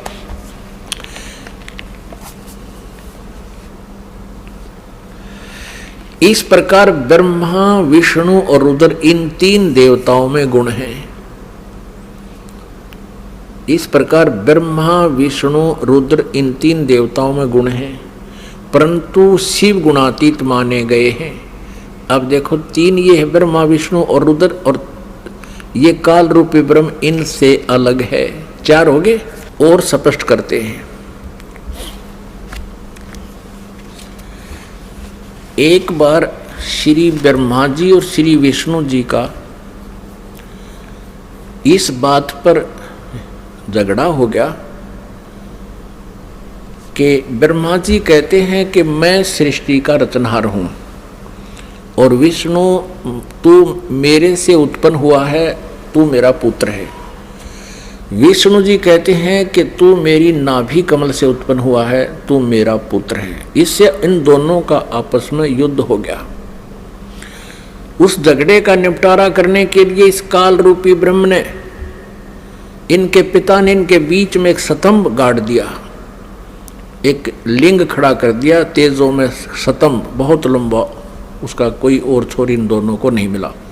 तो इनका युद्ध तो बंद हो गया, उसकी खोज करने लगे कितना लंबा चौड़ा है। अंत में कहते हैं फिर कुछ देर के बाद ये शिव रूप में इसने प्रतिज्ञा की है काल ने कि मैं अपने वास्तविक रूप में कभी किसी को दर्शन नहीं दूंगा। इसलिए ये कभी ब्रह्मा रूप धारण कर लेता है, कभी विष्णु रूप धारण कर लेता है, कभी शिव जी का रूप धारण कर लेता है। तो वहां शिव जी रूप में आकर प्रकट हो गया और इन दोनों से कहा कि पुत्रों, तुमने अपने आप को भुला दिया है और तुमने जो सृष्टि और सतीथि के जो डिपार्टमेंट मुझसे लिए हैं, ये तुमने तप करके लिए हैं। और इसी प्रकार रुद्र और महेश्वर ने भी अलग अलग विभाग मुझसे प्राप्त किए। अब आपको दिखाते हैं विद्वेश्वर संहिता में, यही शिवपुराण, ये संक्षिप्त शिवपुराण गीता प्रेस गोरखपुर से प्रकाशित है और वही हम पढ़ रहे हैं। पहले जो आपको दिखाया था, हनुमान प्रसाद पोदार इसके संपादक हैं। अब हम फिर विद्वेश्वर संहिता पढ़ते हैं। ये विद्वेश्वर संहिता, अब पृष्ठ नंबर 24 पे थोड़ी सी झलक दिखाएंगे। ये एक तेजों में लिंग यानी स्तंभ इनके बीच में खड़ा कर दिया काल भगवान ने, ब्रह्मा जी और विष्णु जी के। फिर ये स्वयं प्रकट हो गया। ये 25 पृष्ठ पे हम पढ़ेंगे। ब्रह्मा और विष्णु ने पूछा, प्रभो सृष्टि आदि 5 कृत्यों के लक्षण क्या हैं, यह हम दोनों को बताइए। भगवान शिव बोले, ये काल रूपी ब्रह्म सदाशिव इनका पिता बोला, मेरे कर्तव्यों को समझना अत्यंत गहन है, तथापि मैं कृपा पूर्वक तुम्हें उनके विषय में बता रहा हूं। ब्रह्मा और अच्युत, सृष्टि, पालन और संहार, तिरोभाव और अनुग्रह, ये 5 ही मेरे जगत संबंधी कार्य हैं जो नित्य सिद्ध हैं। अब 26 पृष्ठ पे, ये 25 पे पढ़ा, अब 26 पे। अब यहाँ आइएगा। पुत्रों, तुम दोनों ने तपस्या करके प्रसन्न हुए मुझ परमेश्वर से। ब्रह्मा और विष्णु को ये सदा शिव काल रूपी ब्रह्म कह रहा है, पुत्रों तुम दोनों ने तपस्या करके प्रसन्न हुए मुझ परमेश्वर से सृष्टि और सतीथि नामक 2 कृत प्राप्त किए, यानी 2 विभाग प्राप्त किए हैं। ये दोनों तुम्हें बहुत प्रिय हैं। इस प्रकार मेरी विभूति स्वरूप है। अब वहाँ शिव के रूप में खड़ा था ये काल। मेरी विभूति स्वरूप रुद्र और महेश्वर ने 2 अन्य उत्तम कृत, ये मैं नहीं है, ने संहार और तिरोभाव मुझसे प्राप्त किए। यहाँ देखो 2 तो ये हो गए, विष्णु और ब्रह्मा। पुत्रों, तुमने तो सतीथि, सृष्टि और सतीथि, ये 2 विभाग ले रखे हैं। और इसी प्रकार मेरी विभूति स्वरूप क्योंकि वो उस समय शिव रूप में खड़ा था। रुद्र और महेश्वर ने 2 अन्य उत्तम कृत्य संहार और तिरोभाव मुझसे प्राप्त किए हैं। ये 4 हो गए ये, और 5वां ये बोल रहा है शिव। आगे देखो, ये स्पष्ट है, ये काल बोल रहा है, ब्रह्म बोल रहा है, सरपुरुष बोल रहा है। यहां से आइएगा, इसी के यानी 26 पृष्ठ पे हम पढ़ रहे हैं विद्वेश्वर संहिता का। यहां देखिए, मैंने पूर्व काल में अपने स्वरूप भूत मंत्र का उपदेश किया है जो ओंकार के रूप में प्रसिद्ध है। वह मंगलकारी मंत्र है। सबसे पहले मेरे मुख से ओंकार यानी ओम प्रकट हुआ, जो मेरे स्वरूप का बोध कराने वाला है। ओंकार वाचक है, मैं वाच्य हूँ। यह मंत्र मेरा स्वरूप ही है। प्रतिदिन ओंकार का निरंतर स्मरण करने से मेरा ही सदा स्मरण होता है। मेरे उत्तरवर्ती मुख से अकार का, पश्चिम मुख से उकार का, दक्षिण मुख से मकार का, पूर्ववर्ती मुख से बिंदु का और मध्यवर्ती मुख से नाद का प्राकट्य हुआ। इन 5 अक्षरों से इस प्रकार 5 अवयवों से युक्त ओंकार का विस्तार हुआ है। इन सभी अवयवों से एकीभूत होकर यह प्रणव ओम नामक एक अक्षर हो गया। गीता जी अध्याय नंबर 8 के श्लोक नंबर 13 में गीता ज्ञानदाता ये ब्रह्म, ये सरपुरुष श्री कृष्ण जी में प्रवेश करके बोल रहा है ओम इति एकाक्षरम। श्रीमद् भगवत गीता अध्याय नंबर 8 के श्लोक नंबर 13 में गीता ज्ञानदाता ये ब्रह्म है, ये सरपुरुष है, श्री कृष्ण जी में प्रवेश करके बोल रहा है अपने पुत्र विष्णु के शरीर में, समझ लो। और ये कह रहा कि ओम इति एकाक्षरम ब्रह्म व्यवहारन माम अनुसमरन ये प्रयाति तजन देहम सयाति परमाम गतिम। माम ब्रह्म, मुझ ब्रह्म का केवल एक ओम अक्षर है, नथिंग एल्स। उच्चारण करके सिमरण करता हुआ ये प्रयाति तजन देहम सयाति परमाम गतिम, जो शरीर छोड़कर जाते समय इसका सिमरण करता हुआ जाता है, यानी अंत समय में भी इसी का सिमरण करता हुआ शरीर छोड़ता है। सयाति परमाम गतिम, वह मेरे ओम नाम से जो लाभ मिलना है वो परम गति प्राप्त होती है। इससे सिद्ध हो गया कि गीता जी को ये काल ही बोल रहा है जो ब्रह्मा विष्णु महेश का पिता है।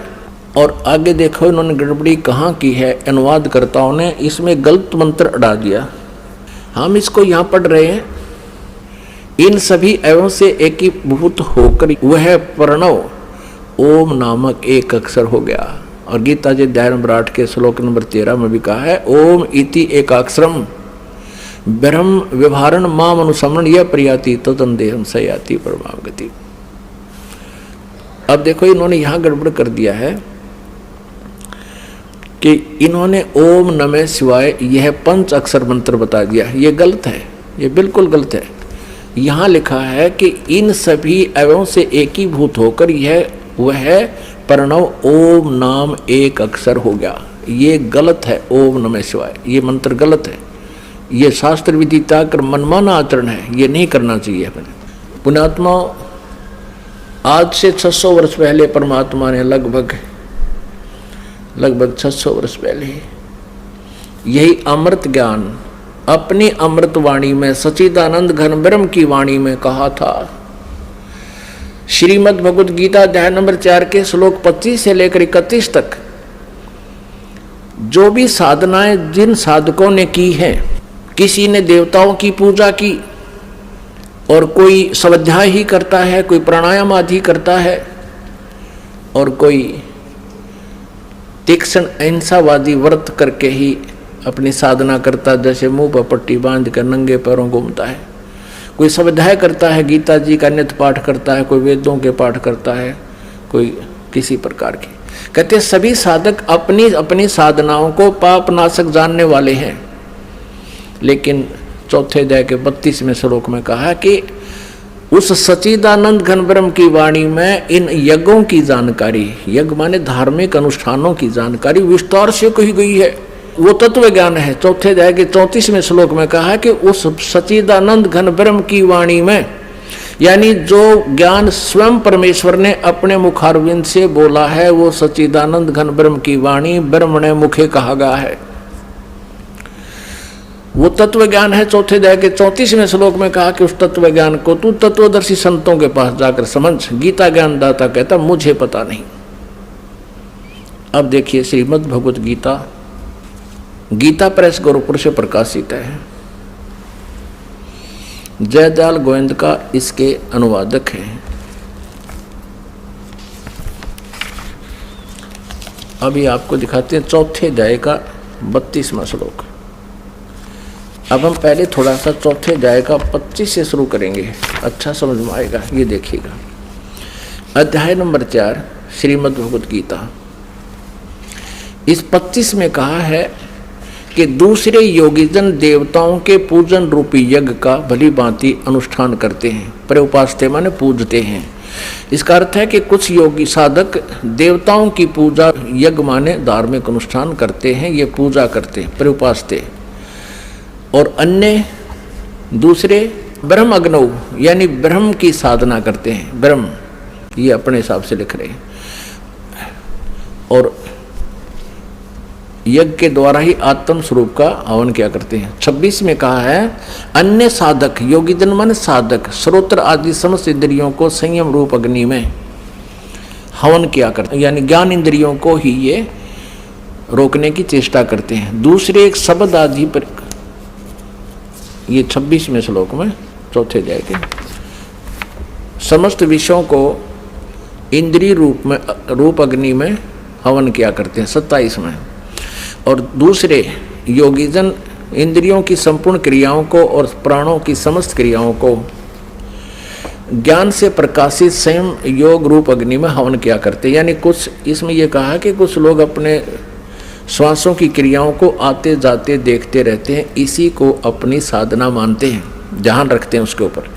28 में कहा है कि कई पुरुष धर्म संबंधी यज्ञ करने वाले भंडारे कर दिए कि धर्मशाला बनवा दी, और कुछ तपस्या करते रहते हैं, और दूसरे योग रूप यज्ञ करने वाले या केवल आसन, योगासन, योगा करते रहते हैं, इसी को अपना मोक्ष मानते हैं। ये 28 पढ़ रहे हैं हम, 28।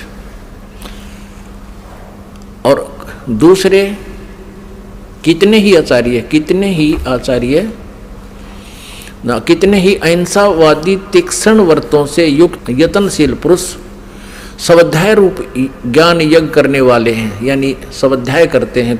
गीता जी का पाठ कर लिया, वेदों का। 29 में कहा है दूसरे कितने ही साधक योगी जन अपान वायु में प्राण वायु को, यानी प्राणायाम की क्रियाओं को हवन करते हैं, और प्राण वायु को अपान वायु में, और कितने ही नियमित आहार अल्पाहारी रहते हैं। प्राणायाम प्राण पुरुष और प्राण और अपान की गति को रोककर प्राणों को प्राणों में ही हवन किया करते हैं। वे सभी साधक यज्ञों के द्वारा पापों का नाश कर देने वाले यज्ञों को जानने वाले हैं। अपने आत्माओं, इन गीता अध्याय नंबर 4 के श्लोक 25 से लेकर 30 तक आपने पढ़ लिया। इसका कहने का भाव ये है यहाँ पर कि कोई ऐसी साधना करता है, कोई ऐसी साधना करता है, और सभी साधक अपने साधनाओं को पाप नाशक जानते हैं। यदि वो ये समझें कि साधना ठीक नहीं है, पता लग जाए, तो कोई ना करे इनको। तो अब बताया है कि चौथे अध्याय के 31वें श्लोक में कहा है कि जो साधना नहीं करते, भक्ति करते ही नहीं, उनको ना यहाँ सुख ना परलोक में सुख। अब चौथे अध्याय के 32वें श्लोक में कहा है कि जिन साधनाओं का वर्णन यज्ञों का 25 से लेकर और 30 तक किया है, इस प्रकार की अनेक प्रकार की विस्तार के साथ यज्ञों की जानकारी, यज्ञ माने धार्मिक अनुष्ठानों की जानकारी सच्चिदानंद घन ब्रह्म की वाणी में विस्तार से कही गई है, ब्रह्मणे मुखे। अब यहाँ अनुवादकर्ताओं ने चौथे अध्याय के 32वें श्लोक में गड़बड़ी कर दी अज्ञानता के कारण। उन्होंने ब्रह्मण मुखे का अर्थ लिख दिया ब्रह्म की वाणी। लिखना था सच्चिदानंद घन ब्रह्म की वाणी में, यानी जो वेदों से अन्य है। क्योंकि श्रीमद् भगवत गीता का ज्ञान वेदों वाला ही है और इसमें दो प्रकार का ज्ञान है। एक तो इस ब्रह्मक्षर पुरुष का अपना मत है और एक वेदों का ज्ञान है। जो वेदों वाला ज्ञान है वो वेदों से तुलना होता है तो वो सही है, और जो युद्ध करवाने के लिए इसने कुछ अटकलबाजी करके बताया कि ये मेरा मत है, ऐसी साधना जो कुछ भी इसने ज्ञान दिया है, तो वो मत इसका भी मत अल्पज्ञ है ये भी, क्योंकि स्वयं कहता है कि उस तत्व ज्ञान को तत्वदर्शी संतों के पास जाकर समझ। इसको कंप्लीट नॉलेज नहीं है आध्यात्मिक ज्ञान का, गीता ज्ञान दाता को भी कंप्लीट नॉलेज नहीं है, इससे सिद्ध है। अब देखिएगा चौथे अध्याय का 31 और 32 श्लोक, श्रीमद् भगवत गीता चौथे अध्याय का। अब 30 तक हमने पढ़ लिया, 31 में सिर्फ इतना कहा है कि एक कुरुश्रेष्ठ अर्जुन, यज्ञ से बचे हुए अमृत का अनुभव करने वाले योगी जन, यानी शास्त्र अनुकूल साधना करने वाले सनातनम ब्रह्म यान्ति, गीता ज्ञान दाता से कोई अन्य है, वो सनातन ब्रह्म अविनाशी परमात्मा को प्राप्त होते हैं। यज्ञ न करने वाले पुरुष के लिए तो यह मनुष्य लोक भी सुखदायक नहीं है, तो फिर परलोक कैसे सुखदायक हो सकता है। अब 32 में चौथे अध्याय के अब 32वें श्लोक में इन्होंने यहाँ गड़बड़ कर दी। एवं बहुविधा यज्ञा वितता ब्रह्मणे मुखे, इन्होंने इस ब्रह्मणे मुखे का अर्थ यहाँ गलत कर दिया। और इस प्रकार और भी बहुत तरह के यज्ञ, यज्ञ माने धार्मिक अनुष्ठान, अनुष्ठानों की जानकारी, ब्रह्मणे मुखे का अर्थ कर दिया वेद की वाणी, ये गलत कर दिया। यहाँ भी चल गए ये। अब यहाँ अब देखो ब्रह्मण का अर्थ हम देखते हैं इन्हीं के द्वारा 70वें अध्याय के 23वें श्लोक में। पुण्यात्मा ये देखिएगा, ये अध्याय नंबर, ये 17वां अध्याय है, अध्याय नंबर 17 और 23वें श्लोक में श्रीमद् भगवत गीता में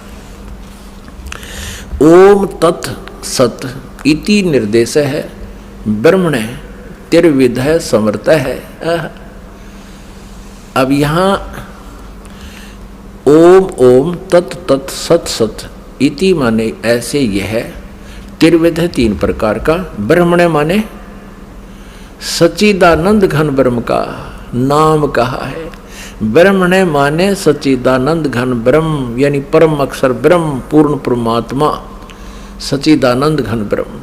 अब हम फिर आते हैं चौथे अध्याय के 32वें श्लोक पर, चौथे अध्याय का ये 32वां श्लोक। अब हम इस अनुवाद को यहाँ ऐसे रखेंगे, इस प्रकार और भी बहुत तरह के यज्ञ सच्चिदानंद घन ब्रह्म की वाणी में, बस सीधा सार्थ हो गया, विस्तार से कहे गए हैं। ये कहे वेद की वाणी में, वेद का ज्ञान तो गीता में, यो गीता ज्ञान दाता दे ही रहा है, विस्तार से कहे गए हैं।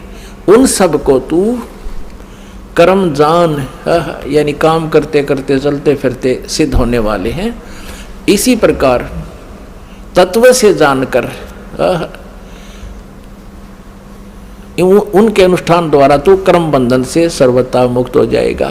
और 33 में ये कहा है कि सर्यान दर्वमयात यज्ञात ज्ञान यज्ञ है परंतम सर्वकर्म अखिलम पार्थ ज्ञाने प्रीस समाप्ते। इसका अर्थ है कि अज्ञानतावश बिना अंधाधुंध, वैसे ही द्रव्य यज्ञ माने धन का कहीं दान कर देने से अच्छा तो पहले ज्ञान यज्ञ समझ। यहाँ देखना 33वां श्लोक, हे परंतम अर्जुन, द्रव्यमय यज्ञ की अपेक्षा ज्ञान यज्ञ अत्यंत श्रेष्ठ है। ज्ञान यज्ञ माने तत्व ज्ञान, जो सच्चिदानंद घन ब्रह्म की वाणी में है उसको समझ है। यावन मात्र संपूर्ण कर्म ज्ञान में समाप्त हो जाते हैं। अब 34 में कहा है उस ज्ञान को, कौन से ज्ञान को, जो सच्चिदानंद घन ब्रह्म की वाणी में विस्तार से कहे गए हैं, वो तत्व ज्ञान है। चौथे अध्याय का 32वें श्लोक में।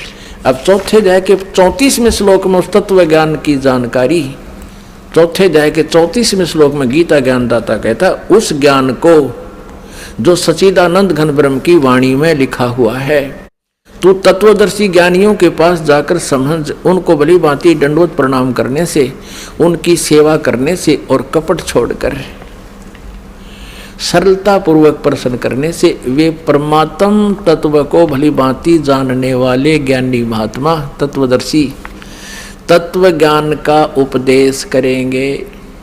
अपने आत्माओं अपने पवित्र सदग्रंथ श्रीमद् भगवद गीता जी कितना निर्णायक ज्ञान दे रहे हैं। और ये अज्ञानी आचार्य गुरु मंडलेश्वर ये ब्राह्मण आज तक इन सदग्रंथों को ना समझ सके और ना हमें समझा सके। दंत कथा लोक वेद सुना रहे हमारे को। कबीर परमेश्वर जी बताते हैं, हमें समझाना चाहते हैं कि पीछे लग गया जाऊं था मैं लोक वेद के साथ, रास्ते में सतगुरु मिल गए, दीपक दे दिया हाथ। लोकवेद ये दंत कथा थी जैसे हम पहले सुना करते, ब्रह्मा विष्णु महेश अजरो अमर है, इनके कोई माता पिता नहीं, सर्वेश्वर महेश्वर, ओम नमः शिवाय, ओम भगवते वासुदेव मंत्र ये जाप करो। नहीं, गीता जी में केवल लिखा है कि ब्रह्म कहता मेरी साधना करनी है तो ओम नाम है, नथिंग एल्स। ओम इति एक अक्षरम, ओम इति एक अक्षरम ब्रह्म व्यवहारण माम अनुसमरण, नथिंग एल्स। केवल एक ओम अक्षर है मेरा जाप करने का। और सच्चिदानंद घन ब्रह्म परमक्षर ब्रह्म की साधना करने का 17वें अध्याय के 23वें श्लोक में लिखा है कि ओम तत्सत इति निर्देश है ब्रह्म ने त्रिविध समर्थ है। उस सच्चिदानंद घन ब्रह्म की साधना करनी है तो तत्वदर्शी संत बतावेंगे, उसके पास वो कोड वर्ड है। ओम तो ब्रह्म का जाप है और तत् ये अक्षर पुरुष का, जैसे सृष्टि रचना में आपको बताया था कि अचिंत के वचन से अक्षर पुरुष की उत्पत्ति हुई थी और स्वयं ये परम अक्षर ब्रह्म ओवरऑल कंट्रोलर सबका मालिक कबीर देव है, कबीर साहब, उसका सत मंत्र है। ये 3 मंत्र है, ओम तत्सत। ओम ब्रह्म सरपुरुष का, सरब्रह्म का, और ये अक्षर पुरुष का सांकेतिक है, और सत ये परम अक्षर पुरुष सच्चिदानंद घन ब्रह्म का मंत्र है जाप करने का। इन तीनों की इकट्ठी साधना करनी होती है और इससे उस परम पिता परमात्मा की प्राप्ति होती है, परम अक्षर ब्रह्म की।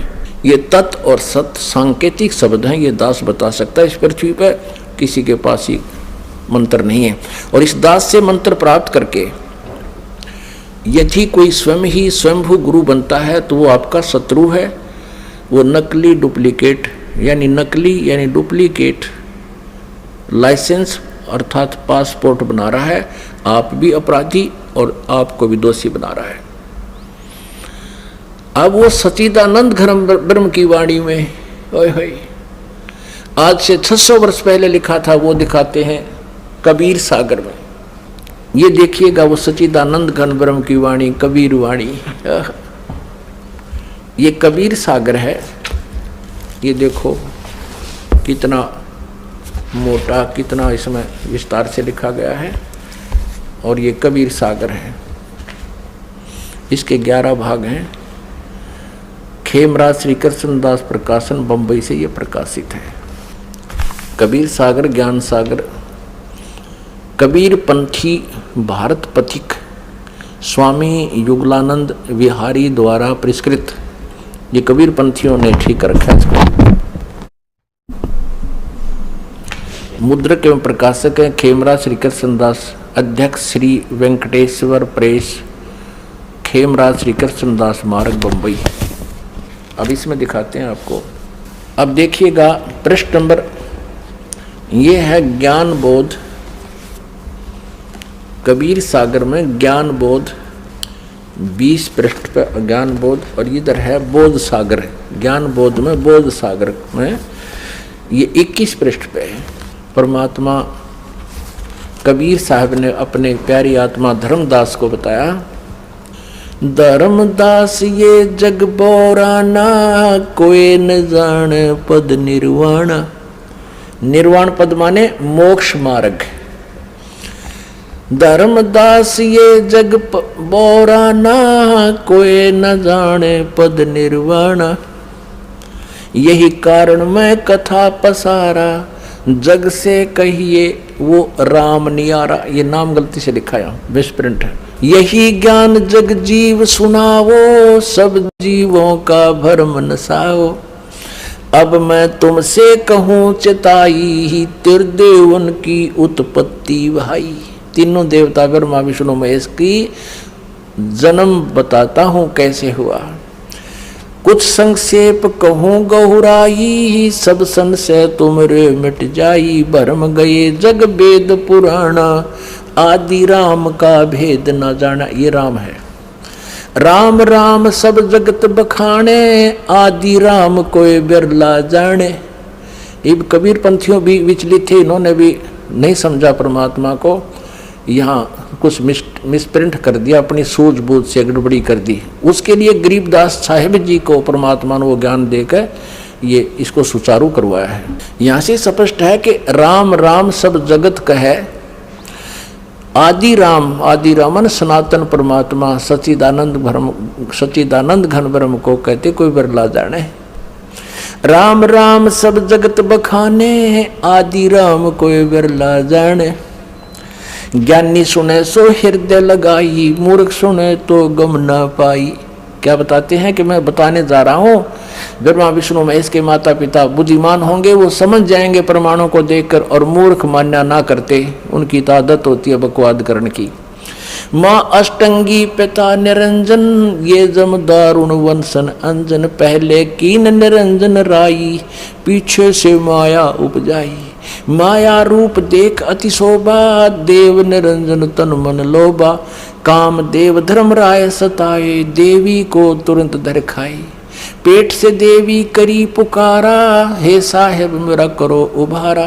पेट से देवी करी पुकारी, साहेब मोहे करो उभारी। टेर सुनी सतगुरता आए, अष्टंगी के बंद छुड़वाए। यहाँ वास्तविकता यह है कि टेर सुनी तहाँ हम आए, परमात्मा कहते हैं अष्टंगी के बंद छुड़वाए। अब 22 पृष्ठ पे ज्ञान बोध कबीर सागर। धर्मराय को हिकमत कीना, नखरेखा से भग कर लीना। अब कहते हैं उस काल ने उस दुर्गा के प्रजनन इंद्री स्वयं ही लगाई। धर्मराय करे भोग विलासा, माया को रही तब आशा। यानी दुर्गा प्रेग्नेंट होगी। 3 पुत्र अष्टंगी जाए, ब्रह्मा विष्णु शिव नाम धराए। ओए होए 3 पुत्र अष्टंगी दुर्गा ने पैदा किए शिव काल के संयोग से, और ब्रह्मा विष्णु और शिव नाम धराए। 3 देव विस्तार चलावे, इनमें ये जग धोखा खावे। पुरुष गम कैसे के पावे, काल निरंजन जग भरमावे। 3 लोग अपने सुत दीन्या, सुन निरंजन बासालीन्या। अपने तीनों पुत्रों को 3 लोकों का राज देकर, पृथ्वी पाताल और स्वर्ग का, और स्वयं कहते ऊपर सुन में जा बैठा। सुन माने ऊपर, ठीक जहाँ और कोई ना हो, वोक्यम प्लेस में, जहाँ इसने 3 रूप बनाकर अपने 3 स्थान बना रखे। 3 देव सो उनको ध्यावे, निरंजन का वह पार न पावे। ब्रह्मा विष्णु महेश को अपने पिता की भी प्राप्ति नहीं हो सकी है, इसलिए उनको निराकार बता रहे हैं। ये अलख निरंजन बड़बट पारा, 3 लोक जीव करे आहारा। ब्रह्मा विष्णु शिव नहीं बचाए, सकल खाए पुन धूर उड़ाए। तिनके सुत हैं तीनों देवा, आंदर जीव करत है सेवा। अब परमात्मा क्या बता रहे हैं कि इन दुर्गा और काल के ये 3 पुत्र हैं, रजगुण ब्रह्मा, सतगुण विष्णु, तमगुण शिव जी। और अंधे जीव इन्हीं की पूजा करते हैं।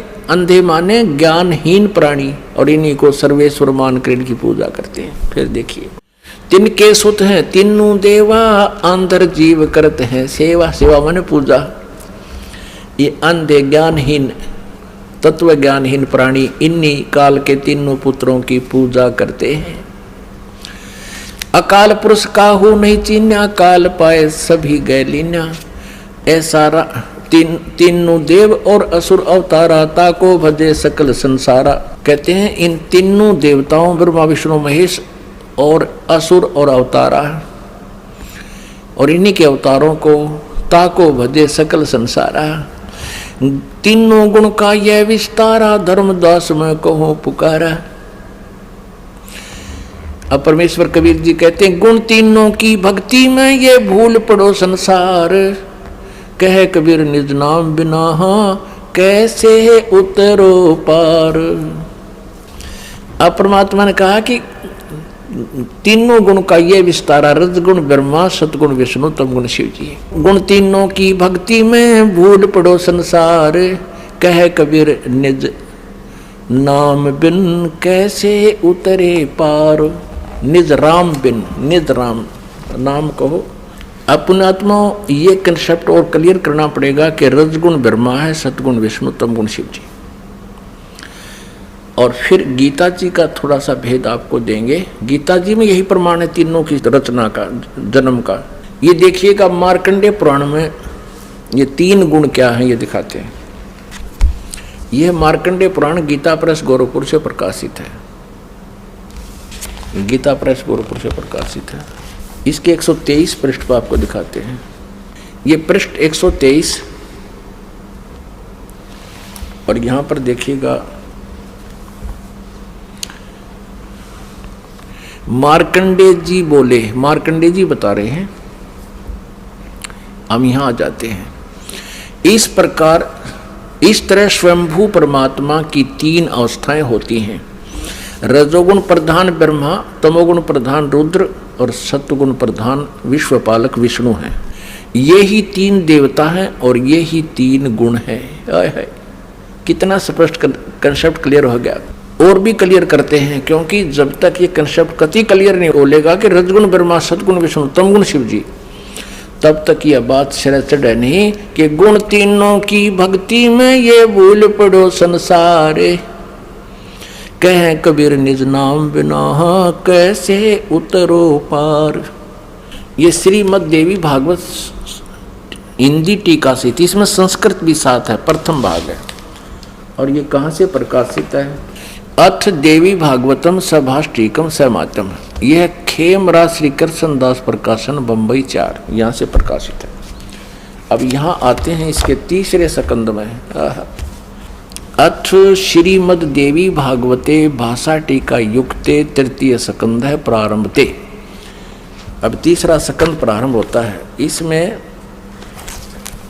प्रश्न नंबर 11 पे ये है 11 पृष्ठ और भाषा टीका युक्त तृतीय स्कंद अध्याय 5 का और मंत्र नंबर 8 है। ये 7वां या समाप्त हुआ श्लोक और 8वां प्रारंभ होता है। भगवान शंकर अपनी माता दुर्गा से कह रहे हैं, हे माता, यदि हमारे ऊपर सदा आप दयायुक्त हो तो हमको तमोगुण में किस प्रकार प्रदान किया और ब्रह्मा रजोगुण और हरि सतोगुण युक्त क्यों किए। अब यहाँ देखिएगा, ये संस्कृत है, वह हिंदी पढ़ी संस्कृत है। ये 7वां समाप्त हुआ, 8वां प्रारंभ हुआ। यदि दया धर्मना न सदा अंबिके कथम अहम विहित। अहम माने मैं किस प्रकार बना दिया। तमोगुण है, तमोगुण। और कमल जय, कमल से उत्पन्न होने वाले ब्रह्मा को रजोगुण संभव, रजोगुण क्यों बनाया। सुहित किमु सतोगुण हरि। और विष्णु जी को आपने सतोगुण क्यों बनाया। आप जी ने श्रीमद् देवी भागवत में ये स्पष्ट क्लियर हो गया और श्री शिव पुराण में स्पष्ट हो गया कि प्रकृति और प्रधान दुर्गा को कहते हैं और तीनों गुण रजगुण ब्रह्मा, सतगुण विष्णु, तमगुण शिव जी। तो अब आप जी को श्रीमद् भगवत गीता में दिखाते हैं कि प्रकृति दुर्गा और इस काल रूपी ब्रह्म जो गीता बोल रहा है श्री कृष्ण में प्रवेश करके, इन दोनों के संयोग से इन तीनों गुणों रजगुण ब्रह्मा, सतगुण विष्णु, तमगुण शिव जी की उत्पत्ति हुई। देखना, क्योंकि श्रीमद् भगवत गीता दिखाते हैं। श्रीमद् भगवत गीता में आप जी को दिखाते हैं ये 14वें अध्याय का, ये देखिएगा अध्याय 14 का 3, 4, 5 या 3। हे अर्जुन, मेरी महत ब्रह्म रूप मूल प्रकृति, प्रकृति दुर्गा सभी प्राणी भूतों यानी प्राणियों की योनि अर्थात गर्भाधान स्थान है। मैं उस योनि में चेतन समुदाय रूप गर्भ को स्थापन करता हूँ। उस जड़ चेतन के तत्व मन उसके संयोग से सब प्राणियों की उत्पत्ति होती है, भूतों की उत्पत्ति होती है। 4 में, हे अर्जुन, नाना प्रकार की सब योनियों में यानी शरीरों में जितनी मूर्तियां अर्थात शरीरधारी प्राणी उत्पन्न होते हैं, प्रकृति तो उनकी गर्भ धारण करने वाली माता है, उन सब की दुर्गा तो उनकी माता है। मैं बीज स्थापन करने वाला पिता हूँ। आगे देखो 5वें में, हे अर्जुन, सतगुण विष्णु, रजगुण ब्रह्मा और तमगुण शंकर, ये प्रकृति से उत्पन्न दुर्गा से उत्पन्न तीनों गुण यानी तीनों देवता अविनाशी जीव आत्मा को शरीर में बांधते हैं, यानी कर्मा उनके अनुसार ये इन तीनों रजगुण ब्रह्मा सतगुण विष्णु तमगुण शिव जी ये दुर्गा से जन्मे हैं, इनका जन्म हुआ है। और कर्मानुसार शरीर में यानी कर्म दंड के आधार से हमें यहाँ पर रखते हैं। अपने आत्माओं परमात्मा कहा करते थे कि मेरी बात कहते हैं या दुनिया अजब दीवानी, मेरी कही एक ना मानी। क्या कहा करते परमात्मा? निरंजन धन तेरा दरबार, निरंजन धन तेरा दरबार, जहाँ पर तनिक ना न्याय विचार। कबीर परमेश्वर पूर्ण ब्रह्म परम पूज्य कबीर परमेश्वर जी 600 वर्ष पहले कहा करते रहे, काल तेरा नाश जाइयो, तने कैसा जुल्म कर रखा है। इस ज्योति निरंजन को कहा करते थे कि इस तेरे लोक में कितना तिनक भी न्याय नहीं है, तूने सबको भ्रमित कर रखा है, सबको झूठ कपट के आधार से रोक रखा है, और इन झूठे गुरुओं से झूठा ज्ञान तूने जनता के अंतःकरण में बरवा दिया। और ये भोली जनता इन झूठों को सच्चा मानते हैं और मेरी नहीं मानते। निरंजन धन तेरा दरबार, निरंजन धन तेरा दरबार, जहाँ पर तनिक ना न्याय विचार। वैश्या ओढ़े मुल मुल खासा, गल मोतियों के आर। वैश्या ओढ़े मुल मुल खासा, गल मोतियों के हार। पति भरता को मिले न खादी, ये सूखा निरस आहार। निरंजन धन तेरा दरबार, निरंजन धन तेरा दरबार, जहाँ पर तनिक न न्याय विचार। पाखंडियों की पूजा जग में संत को कहें लबाड़े। पाखंडी की पूजा जग में संत को कहें लबाड़े। अज्ञानी को परम विवेकी और ज्ञानी को मूढ़ गंवार। निरंजन धन तेरा दरबार, निरंजन धन तेरा दरबार, जहाँ पर तनिक न न्याय विचार। कह कबीर सुनो भई साधो, या सब उल्टा व्यवहार। कहे कबीर सुनो भई साधो, या सब उल्टा व्यवहार। सच्चे को तो ये झूठा बतावे, इन झूठों का एतबार। निरंजन धन तेरा दरबार, निरंजन धन तेरा दरबार, जहाँ पर तनिक न न्याय विचार। कह कबीर सुनो भई साधो, या सब उल्टा व्यवहार। कहें कबीर सुनो भई साधो, या सब उल्टा व्यवहार। सच्चे को तो ये झूठा बतावे, और इन झूठों का एतबार। निरंजन धन तेरा दरबार, निरंजन धन तेरा दरबार जहाँ पर तनिक ना न्याय विचार। बोलो सतगुरुदेव की जय।